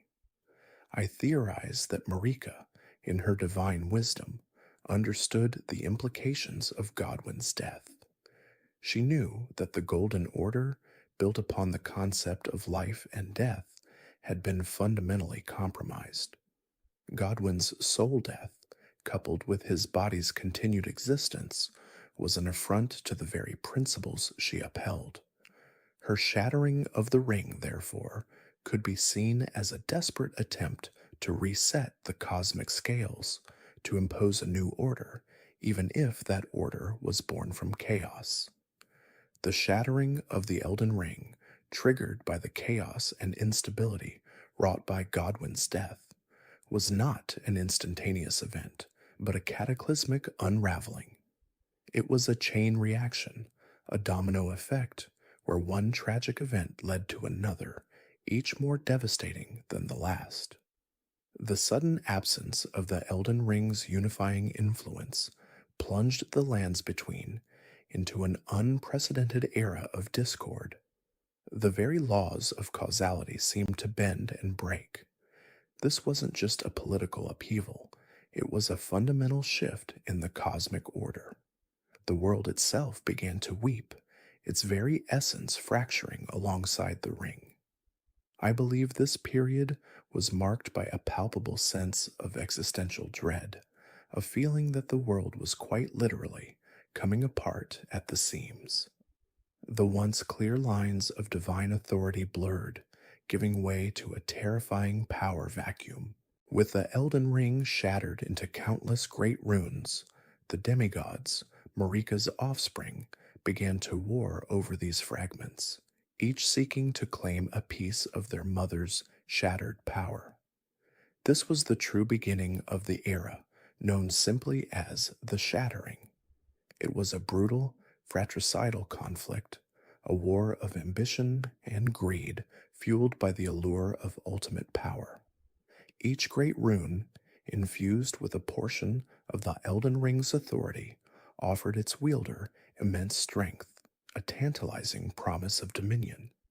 I theorize that the demigods, despite their divine lineage, were ultimately flawed beings, susceptible to the same temptations as mortals. The power of the great runes, I believe, corrupted them, transforming them from potential leaders into warring tyrants. This wasn't a war of ideology or justice, it was a naked struggle for power, a desperate scramble to fill the void left by Marika's shattering. The lands between, once a beacon of divine order, became a battlefield, its once pristine landscapes scarred by the relentless clashes of demigods and their armies. This was a period of immense suffering for the common folk, caught in the crossfire of their divine rulers' ambitions. Rani's audacious actions, though initially shrouded in secrecy, set her on a path to directly challenge the greater will and the Golden Order. Her faked death and subsequent soul transference were not just acts of self preservation, they were the first steps in a grander scheme. She sought to dismantle the very cosmic order that had dictated her fate, to forge a new destiny for the lands between, one free from the tyrannical influence of the greater will. I believe Rani, even before the night of the Black Knives, harbored a deep resentment towards the predetermined path laid out for her. The assassination of Godwin and her own death were merely the catalyst, the spark that ignited her long simmering rebellion. Her goal, I theorize, was not to rule, but to liberate, to free the world from the oppressive grip of an outer god. This wasn't a path of easy victory, but a treacherous journey into the unknown, a defiance of cosmic proportions. Her conspiracy, though initially a secret, would eventually become the driving force behind a new age, an age of stars. Further compounding the woes of the lands between was the insidious spread of Deathroot, a grotesque byproduct of Godwin's corruption. Because his soul was dead but his body lived on, a terrifying new form of undeath emerged, giving rise to those who live in death. These abominations, neither truly alive nor truly dead, became a blight upon the land, a constant reminder of the night of the Black Knives' horrific consequences. I feel like this was a cruel twist of fate, a macabre irony where the very act intended to free Rani inadvertently spawned a new horror. The Deathroot, I believe, was a physical manifestation of the broken cycle of life and death, a testament to the fundamental disruption caused by Godwin's unique demise. These creatures, driven by a perverse hunger, further destabilized the already fractured society, adding another layer of terror to the ongoing conflicts. This wasn't just a localized problem, it was a growing epidemic, threatening to consume the entire lands between in a tide of undeath. The Night of the Black Knives, therefore, transcends a mere assassination. It becomes the pivotal event in the history of the lands between, marking the undeniable beginning of its decline. It was the moment the cracks in the Golden Order became irreparable, the point of no return from which the world began its descent into chaos. I believe this event serves as a tragic turning point, a demarcation line between an era of relative peace and prosperity and an age of endless war and suffering. Every subsequent catastrophe, every shattered dream, every fallen kingdom can be traced back to that fateful night. It was a wound that would never truly heal, a scar etched onto the very soul of the lands between. The consequences rippled outwards, affecting every aspect of life, from the highest demigod to the lowliest commoner. Even as the world burned, Rani's conspiracy remained shrouded in mystery, with precious few knowing her true, manipulative role in the unfolding events. Her puppet body, her ethereal presence, allowed her to operate from the shadows, her true intentions obscured by layers of deception. This secrecy, I believe, was crucial to her long term plan. Had her involvement been widely known, the full might of the Golden Order would have been brought to bear against her, crushing her nascent rebellion before it could truly begin. It's possible that even her closest allies were only privy to fragments of her grand design, a testament to her meticulous planning and her unwavering resolve. This strategic ambiguity allowed her to manipulate events from afar, pulling strings without revealing her hand. The whispers of a conspiracy lingered, but the true architect remained elusive, a spectral presence guiding the tides of fate. Adding another layer of intrigue to this already complex tapestry, the Black Knife assassin's motives remained largely unclear, fueling rampant speculation about Marika's potential involvement. Were they merely Rani's pawns, or did they harbor their own agenda? And what of Marika? Could she, in her grief, or perhaps even in a moment of foresight, have played a role in orchestrating her own son's demise, however indirectly? This is all just speculation, of course, but the lingering questions surrounding the assassin's true allegiances and the possibility of Marika's complicity add a delicious layer of moral ambiguity to the entire affair. I theorize that the assassins, while nominally serving Rani, might have been drawn from various factions, each with their own grievances against the Golden Order. This would explain their disparate movements and their eventual scattering. The idea of Marika's involvement, while shocking, isn't entirely without merit. A divine being, burdened by the weight of an eternal order, might resort to extreme measures to prevent an even greater catastrophe. It's a tantalizing thought, one that challenges our preconceived notions of divine benevolence. The assassination, regardless of its ultimate orchestrator, undeniably revealed the profound vulnerability of the demigods, effectively undermining the Golden Order's once unshakable authority. If even a child of a god could be struck down, what hope did mere mortals have? This event shattered the illusion of divine invincibility, exposing the cracks in the Golden Order's carefully constructed facade. I believe this was a psychological blow as much as a physical one. The demigods, once seen as untouchable, were now revealed to be mortal, susceptible to death and betrayal. This realization, I feel, sowed seeds of doubt and fear throughout the lands between, eroding faith in the established order. The Golden Order, which had relied so heavily on the perceived invincibility of its divine lineage, found its very foundation shaken. It was a public demonstration of weakness, an invitation for others to challenge their dominion.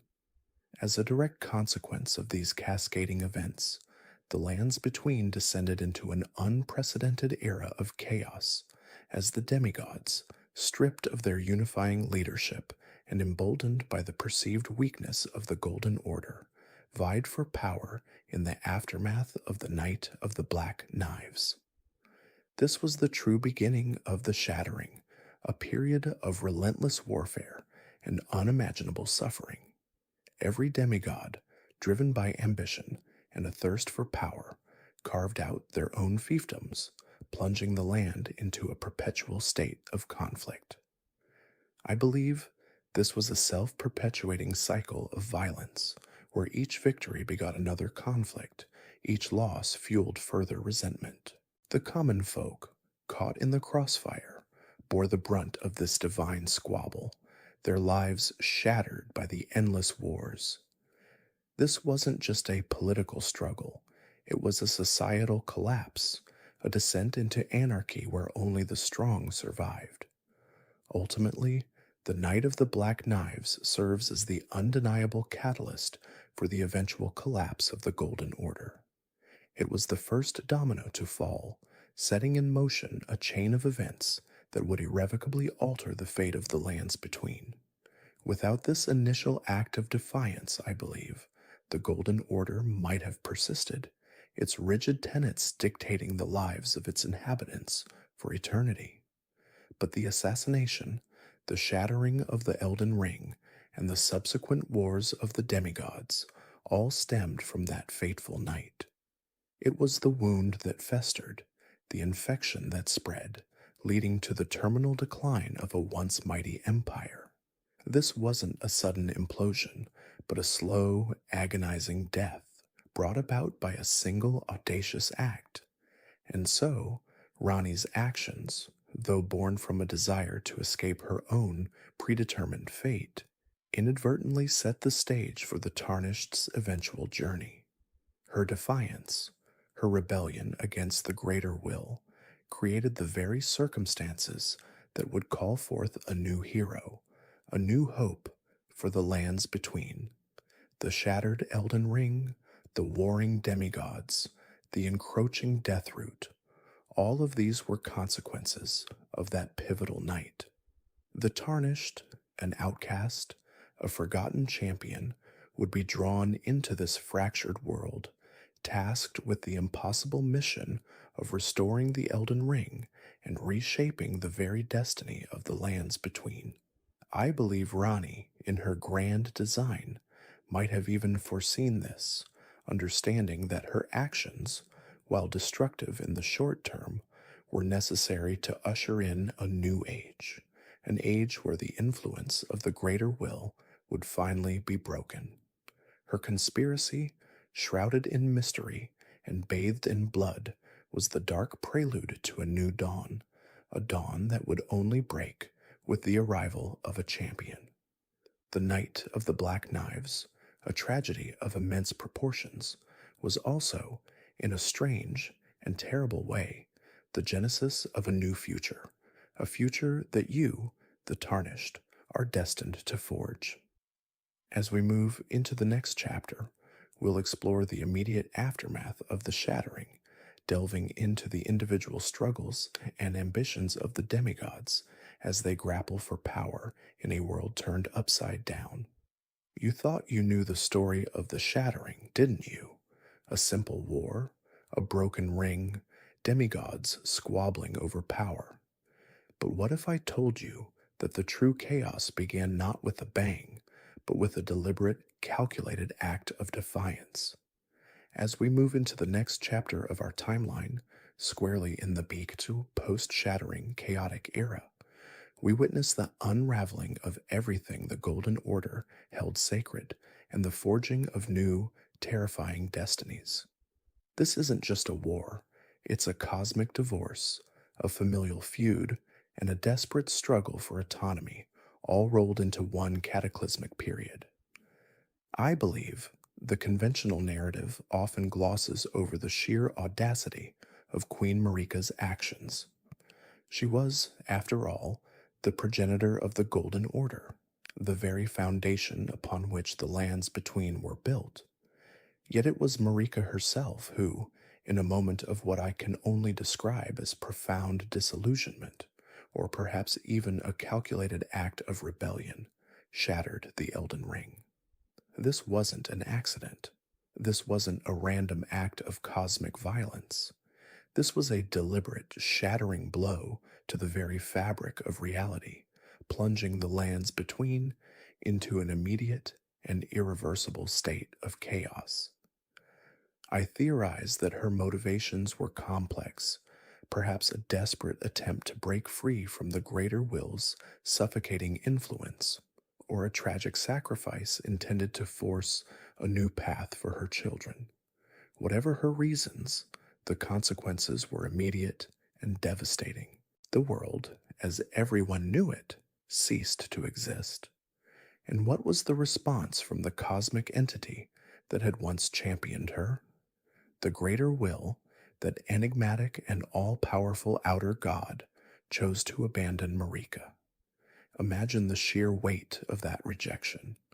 The very entity that had elevated her, blessed her lineage, and empowered her rule, simply withdrew.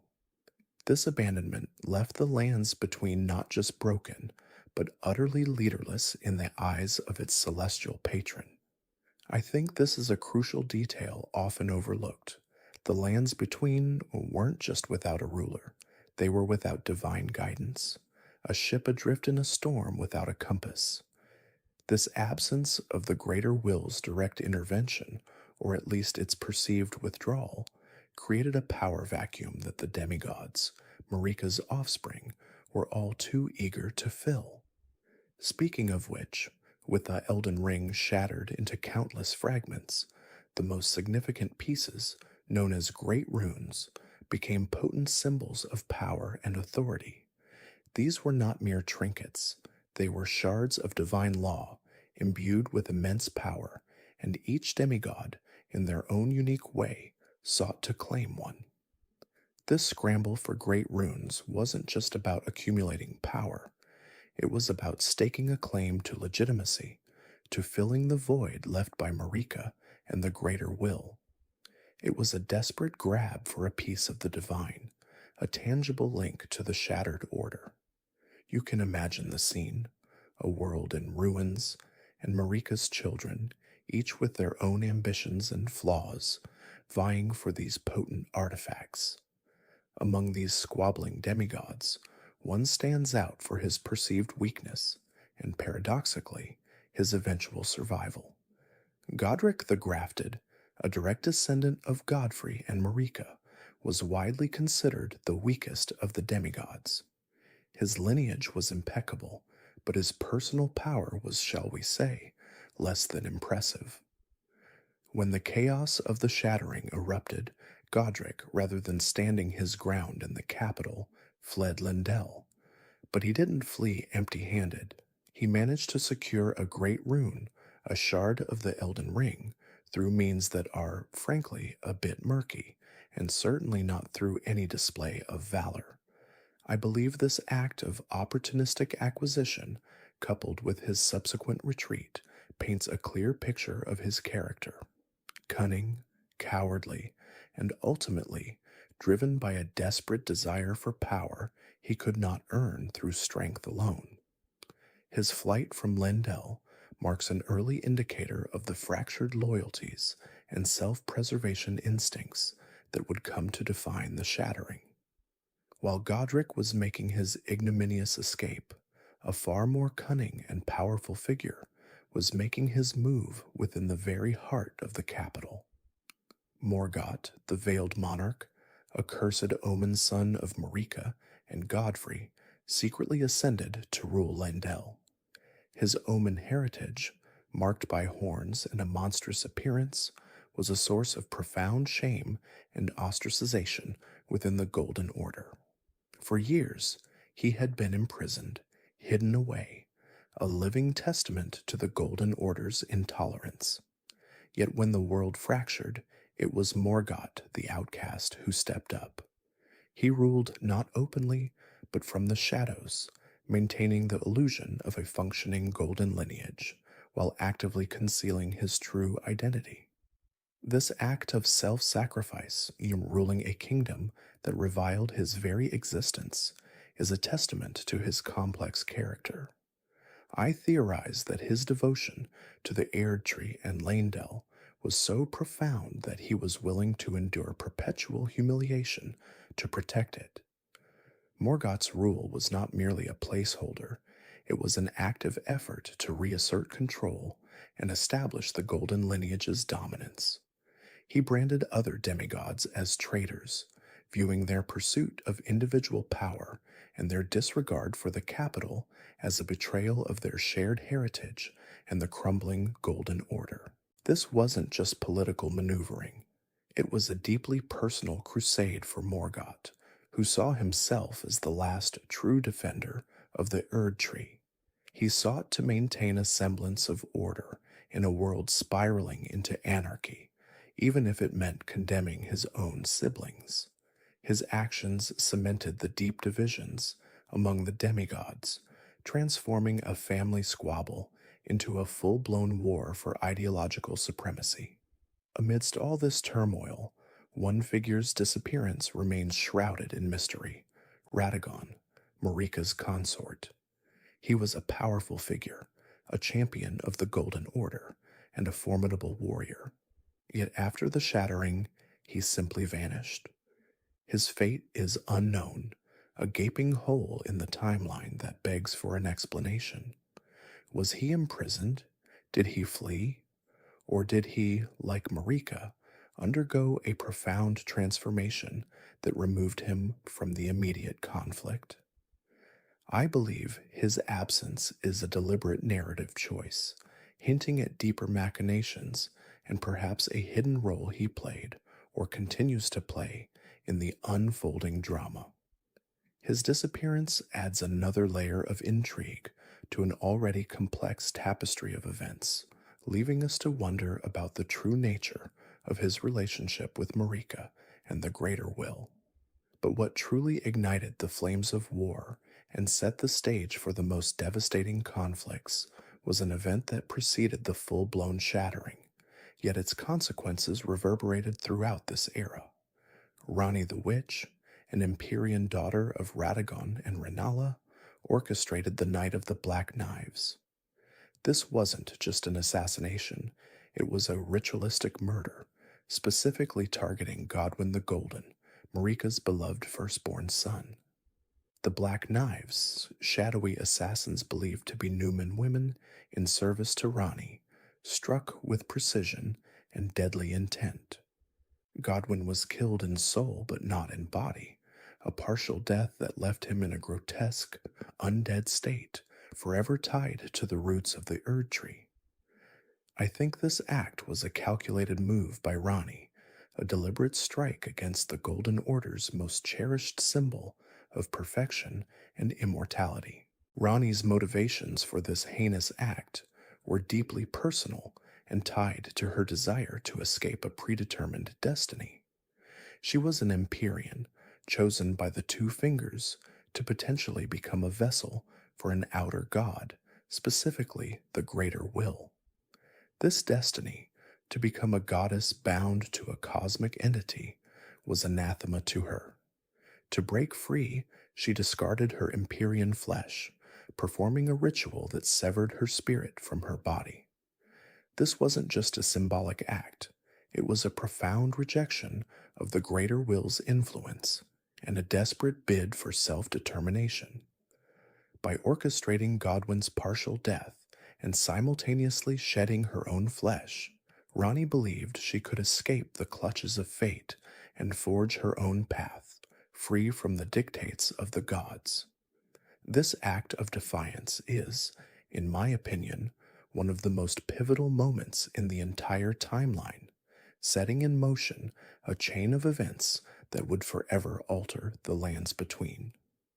However, Rani's audacious plan did not go unnoticed, nor was it without consequences. Radon, the Star Scourge, a mighty demigod general and son of Radagon and Renala, took drastic measures to prevent Rani from fully altering her fate. He halted the stars. This wasn't a metaphor. Radon, through immense power and mastery of gravity magic, literally stopped the celestial bodies from moving. Why? Because the movement of the stars is intrinsically linked to fate and destiny in the lands between. By halting them, Radon effectively froze the cosmic clock, preventing Rani from fully realizing her ambition to escape her predetermined path. I believe this act showcases Radon's immense power and his deep-seated belief in the established order, or perhaps his personal loyalty to his family and the cosmic balance. It's a testament to his strength, but also his rigid adherence to what he perceived as the correct way of things. As if the lands between weren't already teetering on the brink, another major player entered the fray, driven by an equally personal and profound ambition. Millennia, Blade of Miquella, the undefeated demigod warrior and sister to the Empyrean Miquella, waged war against Radon. Her motivation was clear: to secure her brother's ascension. Miquella, an Empyrean cursed with eternal childhood, possessed the ambition to become a god himself, not through the greater will, but through his own unique path. Melania believed that Radhan's halting of the stars directly impeded Michaela's progress towards godhood, effectively trapping him in his current state. Her unwavering devotion to her brother fueled her entry into the conflict, transforming a cosmic standoff into a brutal physical war. This clash of titans, fueled by conflicting ambitions and profound personal stakes, culminated in the Battle of Aeonia. Millennia and Radon, two of the most powerful demigods, met in a cataclysmic confrontation in Caelid, a region that would forever bear the scars of their encounter. This wasn't just a battle, it was an apocalyptic event that reshaped the very landscape. I believe this confrontation represents the peak of the initial Shattering War's intensity, a moment where the personal grudges and cosmic ambitions of the demigods collided with devastating force. The consequences of this battle would ripple throughout the lands between for generations, leaving behind a legacy of rot, despair, and a world forever changed. And it's here, at the precipice of this horrific confrontation, that we must pause and consider the true cost of divine ambition. You've seen the devastating impact of the shattering, the initial cataclysm that fractured the Elden Ring and plunged the lands between into chaos. But the war truly was just beginning. It wasn't a clean break. It was a slow, agonizing descent into madness and desperation. A war fought not just with blades, but with curses, ambition, and the very fabric of reality. This is where the demigods, once mighty scions of Marika, began their true, horrifying transformations. Millennia, the blade of Michaela, was at the heart of one of the most tragic and far-reaching events of this era. Her clash with Star-Scourge Radon in Caelid wasn't just a battle, it was an apocalypse. Faced with Radon's overwhelming power and the potential defeat of her brother's vision, Millennia unleashed the Scarlet Rot. This wasn't merely a weapon, it was a living, sentient plague, a cosmic horror that had festered within her since birth. I theorize she held it back for so long, not out of weakness, but out of a profound sense of responsibility, knowing its true destructive potential. The moment she fully bloomed, transforming into the goddess of rot, Caelid was irrevocably cursed. The land itself withered, becoming a blighted wasteland of crimson swamps and grotesque fungal growths. Every living thing from the lowest soldier to the mightiest beast was infected, their bodies twisting into horrifying caricatures of their former selves. The implications of this are staggering. It's not just a localized blight, but a fundamental alteration of the ecosystem, a wound that festers at the very heart of the lands between. And what of Radon? The once proud general, the man who held the stars in place, was not killed by the rot. Instead, he was driven utterly mad. The scarlet rot consumed his mind, stripping away his intellect, his honor, and his strategic genius, leaving behind only a feral, insatiable hunger. You can still see him if you dare venture into the Wailing Dunes, a colossal, shambling beast, a shadow of his former glory, forever condemned to wander, devouring the fallen. It's a tragic end for a demigod who once commanded such respect, a stark reminder that even the most powerful can be brought low by forces beyond their comprehension. I believe this act, Millennia's desperate gambit, fundamentally altered the trajectory of the war, moving it beyond mere territorial disputes into a realm of cosmic horror. It's possible that without the rot, Radon would have continued his campaign, potentially unifying the shattered lands under his banner, but we'll never know. With her victory, such as it was, Millennia was far from triumphant. The sheer effort of unleashing the rot and the rot's own parasitic nature left her comatose. She retreated, or rather was carried, back to the Halictree, the sanctuary built by her brother Michaela. There she remained, suspended in a state of perpetual bloom, her body a vessel for the ever spreading corruption. This wasn't a peaceful slumber, it was a constant battle for her very soul, a struggle against the rot that threatened to consume her entirely. It's in this vulnerable state that we see the true tragedy of her existence, a demigod cursed from birth, forever fighting a losing battle against herself. Speaking of Michaela, her brother, his story takes an even more bizarre and tragic turn during this period. While Millennia lay comatose, Michaela, who had been attempting to cure her and himself of their respective curses, began his transformation within the Halictree's cocoon. Michaela, you see, was cursed with eternal childhood. He could never grow, never mature, and thus could never truly become a god in the traditional sense. His solution was to create the Halictree, a living, growing entity, and then to cocoon himself within it, hoping to shed his cursed body and emerge as a full-fledged Empyrean, a true god. This was a monumental undertaking, an act of sheer will and arcane power, but his transformation was interrupted violently so by Mog, Lord of Blood.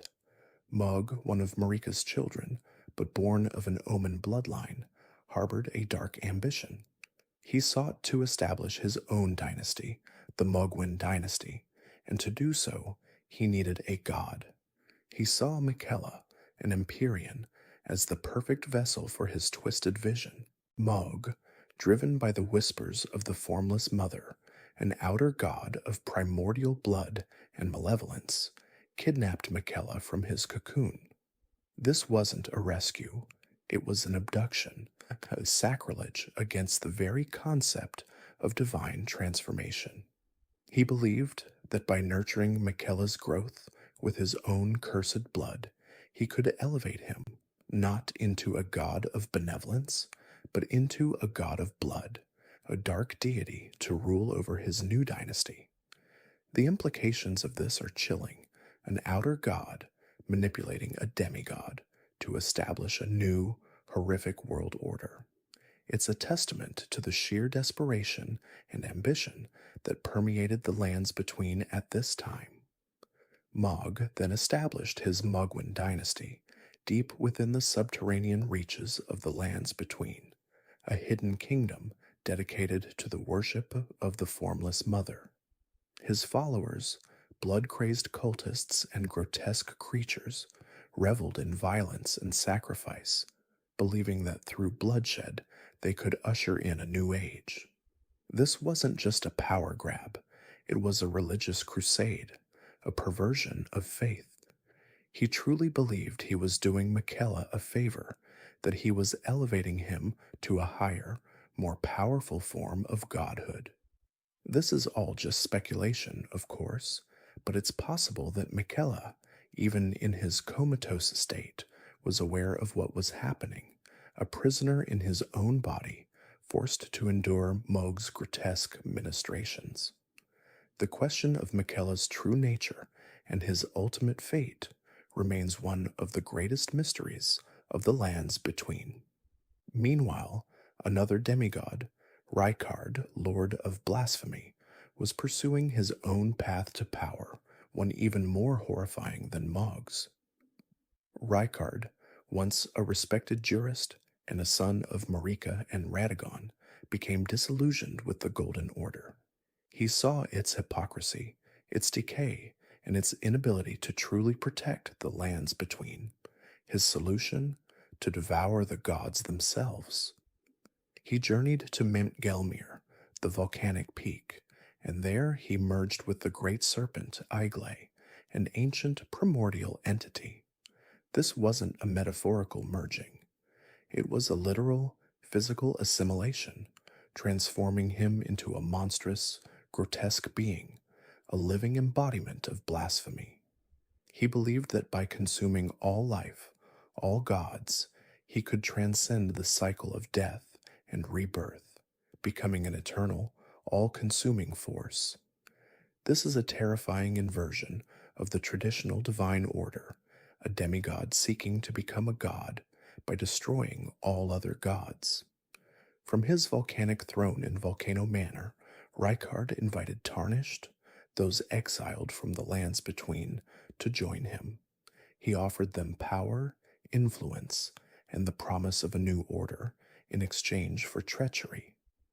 These tarnished, disillusioned, and seeking purpose were tasked with hunting down other demigods and champions of the Erd Tree, feeding their souls to Rykard, thus strengthening him.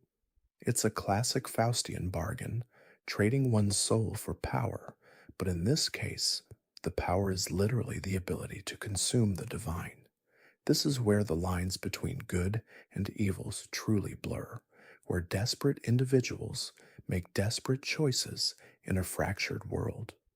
And speaking of the tarnished, it was around this chaotic time that they began their slow, arduous return to the lands between. You, the player, are one of them. Guided by grace, a mysterious golden light, you were drawn back to a land that had long forgotten you. Why now? Why at this specific moment of utter chaos and despair? I theorize that grace, in its infinite wisdom, recognized the critical juncture the lands between had reached. With the demigods tearing each other apart and the Elden Ring shattered beyond repair, a new force was needed, an outsider, unburdened by the old loyalties and prejudices. You are that force. As the war raged, Godric the Grafted, one of the weaker demigods, fortified Stormvale Castle. His ambition far outstripped his natural power, so he resorted to a grotesque practice, grafting. He would capture other beings, both human and beast, and surgically attach their limbs and organs to his own, believing that by doing so, he could absorb their strength and become more powerful. This is a chilling reflection of the desperation of the era, where even the demigods resorted to such horrific acts to survive and gain an advantage. He is a pathetic figure in many ways, but his actions highlight the sheer terror and brutality of the shattering war. Throughout all this, the Erd Tree's guidance, once a beacon of hope and order, continued to wane. The golden light that once illuminated the lands grew dim, casting the entire realm into a perpetual twilight. This wasn't just a physical phenomenon, it was a spiritual one. The very essence of the Golden Order was decaying, its power fading, leaving the lands between adrift in a sea of uncertainty. The implications are profound, a world without its guiding light, a world where the divine presence is slowly but surely receding. In response to this deepening crisis and the return of the tarnished, the Two Fingers, enigmatic emissaries of the greater will, dispatched Enya. Enya, a crone with a deep connection to the Two Fingers, was tasked with guiding the tarnished in their quest for the Elden Ring. She became the voice of the greater will, interpreting the cryptic pronouncements of the Two Fingers and offering guidance to those brave enough to seek it. This is a pivotal moment, as it signifies a direct intervention from the outer gods, a last-ditch effort to restore order to a fractured world. The stage is now set for your arrival, for your journey to mend the Elden Ring, or perhaps to forge a new path entirely.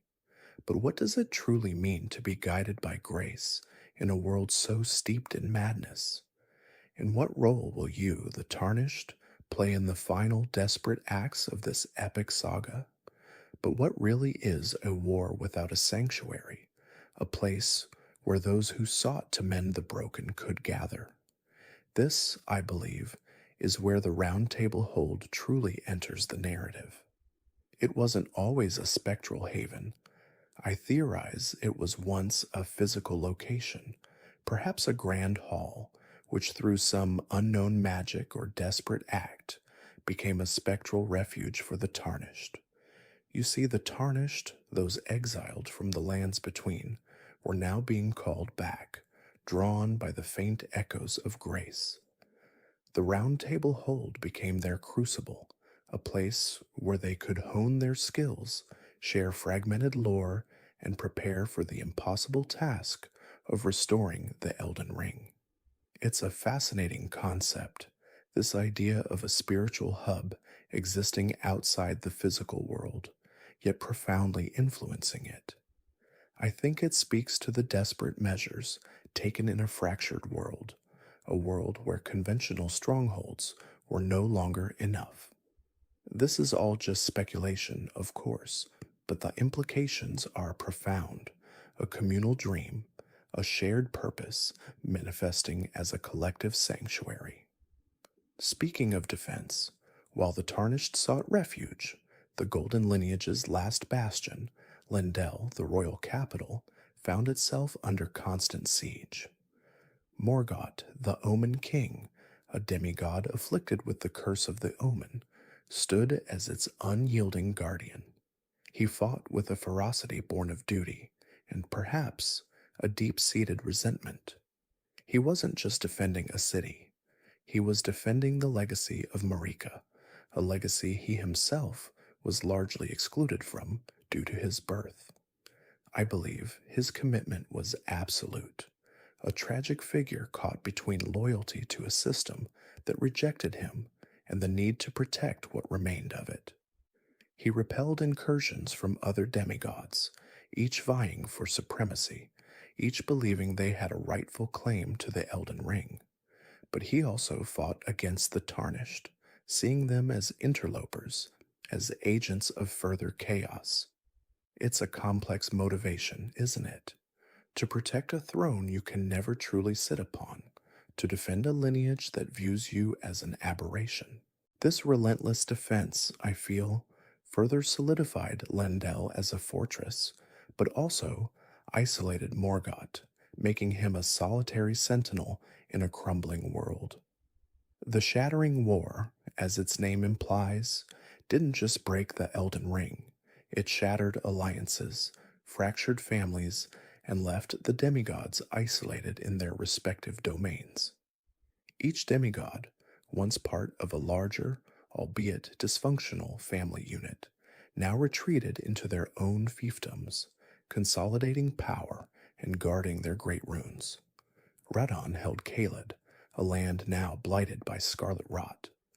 Rykard resided in Volcano Manor, nurturing a blasphemous serpent. Millennia, afflicted by the rot, sought a cure, or perhaps a glorious end. Godric, the weakest of the demigods, clung to Stormvale Castle, grafting limbs in a grotesque attempt to gain strength. This isolation, I think, was a direct consequence of the war's brutal nature. Trust evaporated, replaced by suspicion and territoriality. It's possible that the initial attempts at cooperation quickly devolved into infighting, leading each demigod to conclude that self-preservation was the only viable strategy. This fragmentation, I believe, is a crucial element in understanding why the lands between remained in such a prolonged state of disarray. There was no unifying force, only competing ambitions, each contained within its own fortified bubble. Amidst this grand conflict, smaller, more tragic narratives unfolded. The Albinorics, artificial beings created through a mysterious process, found themselves persecuted. They were not born of the Erd tree, nor were they fully human, making them easy targets in a world obsessed with lineage and purity. I think their plight is particularly poignant. They were beings designed for a purpose, yet that purpose, whatever it was, had been lost or forgotten, leaving them adrift and vulnerable. Many sought refuge in the hidden corners of Liurnia, particularly in the village of the Albinorics, a place shrouded in mist and sorrow. Their persecution, I theorize, highlights the xenophobia inherent in the Golden Order's worldview, a fear of anything that deviates from its established norms. It's a grim reminder that even in the midst of demigod wars, the most vulnerable often bear the heaviest burdens. Their story, though often overlooked, is a testament to the diverse and often tragic tapestry of life in the lands between. Meanwhile, in the tranquil yet grief stricken academy town of Raya Lucarian, Ranela, Queen of the Full Moon, retreated into her grand library. Radagon's abandonment, his sudden departure to become Marika's second consort, had shattered her. She was not a warrior, not in the same vein as her children, Rani and Radan. Her power lay in sorcery, in the quiet contemplation of the cosmos. I believe her retreat was a form of self imposed exile, a way to mourn her lost love, and perhaps to cling to the memories of a time before the shattering. She cradled the amber egg, a gift from Radagon, a tangible reminder of their union, and perhaps a source of her continued power. This act of withdrawal, I think, was a profound statement. While others fought for power, Renala chose to retreat into scholarship and sorrow, a powerful contrast to the chaotic world outside her hallowed halls. It's possible that in her grief, she also sought answers, poring over ancient texts, searching for understanding in a world that had become utterly incomprehensible. This intellectual refuge, however, also left her vulnerable, a queen without a kingdom in all but name. Speaking of Rani, her tower, the Three Sisters, remained a place of mystery and guarded secrets. The Carian Knights, loyal to the Carian royal family, protected it fiercely from intruders. These knights, I believe, represent a fading order, a devotion to a lineage that had largely withdrawn from the political machinations of the lands between. Their unwavering loyalty to Rani, even after her apparent death and the Night of the Black Knives, speaks volumes about her influence and the enduring power of the Carian legacy. I think their presence around her tower was not merely defensive, it was also symbolic, a silent declaration that some traditions, some loyalties, remained unbroken even amidst the chaos of the shattering. It's possible that they were also guarding secrets, perhaps even Rani herself, as she pursued her own enigmatic goals. This protection, I feel, underscores the importance of Rani's role in the unfolding narrative, a role that was still largely hidden from the wider world. But what of the shadows that lingered from past atrocities? The Black Knife assassins, remnants of the Night of the Black Knives, still roamed the lands between.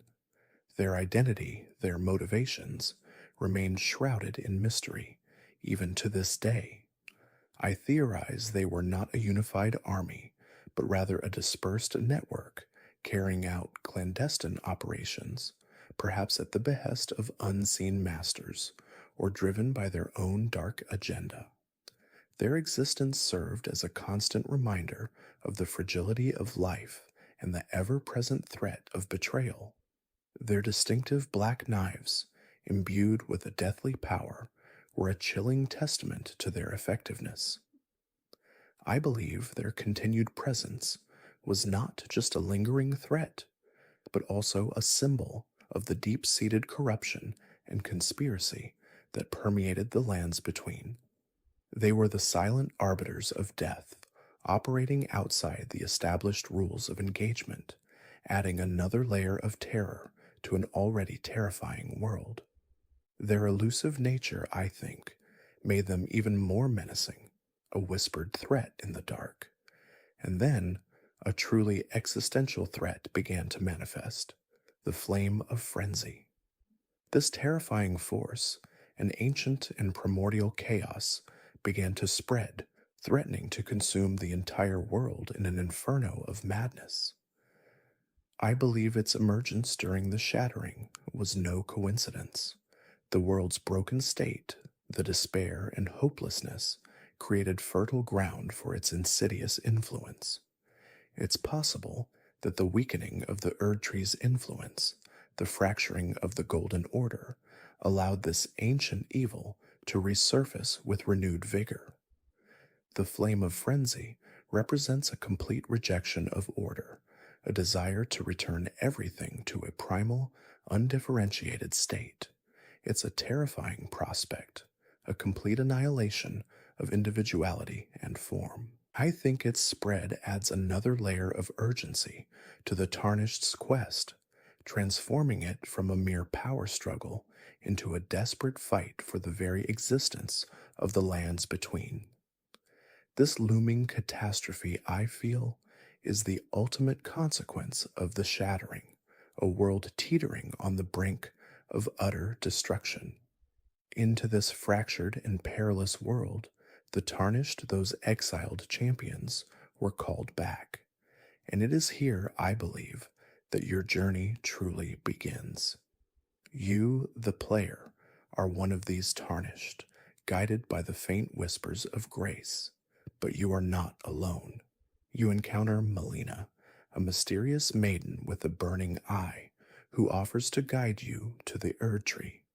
Her motivations, I think, are complex and deeply intertwined with the fate of the lands between. She is an enigmatic figure, a spectral guide who offers both companionship and a chilling proposition. Her offer to act as your finger maiden, to lend you her strength, is a crucial turning point in your journey. It's possible she is more than just a guide. Perhaps she is a key, a catalyst for the events that are yet to unfold. Her presence, I feel, provides a crucial anchor in a world that is otherwise entirely overwhelming, a beacon of purpose in the swirling chaos. And what awaits you at the end of this arduous journey? The Erd Tree itself, a colossal and enigmatic entity, the very heart of the Golden Order. Within its luminous depths, I theorize, lies the Elden beast, the physical embodiment of the Elden ring. It lies dormant, a cosmic entity slumbering, awaiting the one who would mend the fractured order. I believe its dormancy is a direct consequence of the shattering, a reflection of the broken state of the world. It is not merely a boss, but a living representation of the fundamental laws of the lands between. Its existence, I think, raises profound questions about the nature of divinity and the very fabric of reality. It's possible that its awakening, its eventual confrontation, will be the ultimate test, not just of strength, but of will and understanding. This sleeping titan, I feel, is the ultimate prize, the ultimate challenge, and the ultimate symbol of what was lost and what must be restored. So as we reach the end of this particularly chaotic chapter, we can see the full, devastating impact of the shattering war. It left the lands between in ruins, a desolate landscape scarred by conflict, betrayal, and despair. The once grand Golden Order lay shattered, its demigod children fractured and isolated, its people suffering. The war, I believe, wasn't just a series of battles. It was a societal collapse, a cosmic unraveling. It created a power vacuum, a desperate need for a new order, a new guiding light. This desolate state, I think, is the perfect stage for the arrival of a new Elden Lord, a champion who would either mend the broken pieces or forge an entirely new path. The stage is set, the players are in motion, and the fate of an entire world hangs in the balance. What kind of lord will emerge from this devastation? That, my friend, is the question that defines the very essence of this epic tale. As we transition from the chaotic crescendo of the shattering war, we find ourselves in what I've termed the post-shattering late era, a period marked by decline, fractured power, and the grim realities of demigod mortality. This is where the true tragedy of the lands between begins to unfold, where the consequences of ambition and divine meddling become irrevocably clear. The war itself, as we discussed, ended not in triumph for any single faction, but in a bitter stalemate. The demigods, once united under Marika's golden banner, now held sway over their scattered domains, their power diminished, their aspirations often at odds. It's a landscape ripe for further tragedy, a slow burn of decay that would eventually lead to the state we find ourselves in as the tarnished. But what truly ignited this era of decline? What set in motion the irreversible slide into ruin? I believe it all began with a single, brutal act, the assassination of Godwin the Golden. You know, the first demigod to die, a phrase often tossed around in the lore. But I think we often gloss over the sheer seismic shockwave this event created. This wasn't just a death, it was an unholy perversion of life and death itself, orchestrated during the infamous Night of the Black Knives. This clandestine operation, executed by a shadowy group of assassins wielding blades imbued with the power of destined death, struck at the very heart of the Golden Order. Godwin, beloved, radiant, the very embodiment of Marika's golden lineage, was targeted. His death wasn't just a political statement, it was a ritualistic act designed to inflict a specific, horrifying outcome. Now here's where the narrative gets truly intricate, where two seemingly separate threads intertwine with devastating consequences. Simultaneously, as Godwin's soul was ripped from his body, another demigod, Rani the Witch, orchestrated her own death. But her goal was entirely different. She sought to discard her Empyrean flesh, to sever her connection to the two fingers, those grotesque, manipulative appendages of the greater will that sought to control her destiny as a potential successor to Marika. Rani, rebellious and fiercely independent, wanted no part of this preordained path. She used the very same power of destined death, perhaps even the same black knives, to achieve her aim. The crucial distinction, however, is that Rani's plot was a partial death. She died in body, but her soul persisted, allowing her to escape the grasp of the greater will and pursue her own agenda. This parallel event, this dual sacrifice of sorts, is a cornerstone of the entire Elden Ring narrative, and I think it's often underestimated in its initial impact. It's a masterclass in narrative efficiency, weaving together two major plot points with a single cataclysmic event. The immediate aftermath of Godwin's assassination was catastrophic, far beyond what anyone, even his killers, could have predicted. While his soul perished, his body somehow, inexplicably, lived on. This isn't just a poetic turn of phrase, it's a fundamental perversion of the natural order. Godwin's lifeless form, devoid of its animating spirit, began to corrupt. We find evidence of this grotesque transformation beneath Stormvale Castle, where his monstrous fish-like corpse is visible, and even more profoundly beneath the roots of the Erd tree itself. He became the Prince of Death, a macabre, eternal monument to a broken system. I theorize that the nature of his death, a soul death without a body death, created this horrific anomaly. It's a loophole in the very fabric of existence, a consequence of tampering with something as fundamental as destined death. This living corpse, this undeath, is not merely symbolic. It is the physical manifestation of a profound imbalance.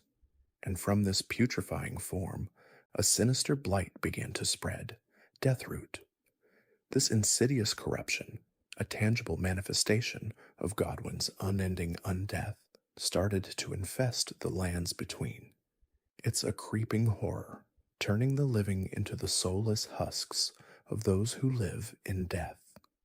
You encounter these creatures, these skeletal abominations, throughout your journey. They are not merely undead, they are a direct consequence of Godwin's twisted fate, a testament to the fact that even death can be broken in the lands between.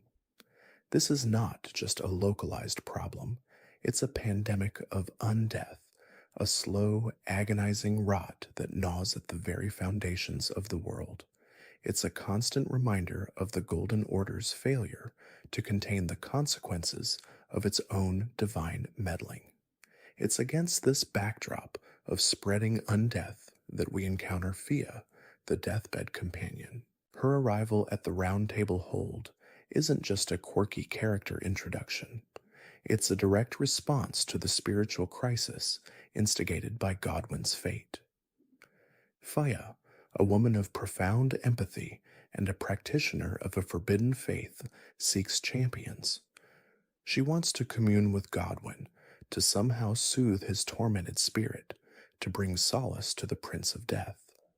Her actions are driven by a deep-seated desire to mend what has been broken, to offer a form of redemption to a world grappling with an unnatural form of death. She represents a counter-narrative to the Golden Order, a belief that death, even unnatural death, deserves dignity and peace. Her presence underscores the profound impact Godwin's demise has had on the spiritual landscape of the lands between, sparking new faiths and desperate attempts at reconciliation. But while some sought to mend, others sought to utterly dismantle. Speaking of which, let's turn our attention to Rykard, Lord of Blasphemy. His story is one of radical transformation, a complete rejection of his demigod heritage and the Golden Order that spawned him. Rykard, in a desperate act of defiance and a thirst for power, merged with the ancient serpent Aglay. This isn't a metaphorical merging, it's a literal, grotesque assimilation that takes place deep within the volcanic heart of Met-Gelmir. He sacrifices his demigod form, becoming a monstrous entity, a living embodiment of blasphemy against the Erdtree and the greater will. He believes that only by devouring the gods, by consuming their power, can true freedom be achieved. It's a philosophy born of extreme disillusionment, a belief that the existing order is so corrupt that it must be utterly destroyed and rebuilt from scratch. From this blasphemous union, the Recusants faction is born. Under Rykard's command, this group actively opposes the Golden Order, hunting Tarnished and anyone who upholds the existing power structures. They are not just rebels, they are an anti-establishment force, a cult of consumption and defiance. Their goal is to grow stronger by devouring others, to accumulate power in preparation for a new age, an age free from the dictates of the greater will. Their existence is a direct challenge to the authority of the Erdtree and Marika, a testament to the deep schisms that have fractured the lands between. Rykard's transformation and the rise of the Recusants mark a significant escalation in the war against the Golden Order, moving beyond mere political squabbles to a full-blown ideological conflict. While Rykard was embracing monstrosity, another demigod, Mohg, Lord of Blood, was pursuing his own twisted vision of power. Mohg, driven by an unholy devotion to an outer god known as the Formless Mother, discovered the slumbering Miquella. Miquella, the twin brother of Malenia, was an Empyrean, destined for godhood, but afflicted by an eternal childhood and a curse that made him eternally innocent. He had sought refuge within the Haligtree, a magnificent, self-sustaining ecosystem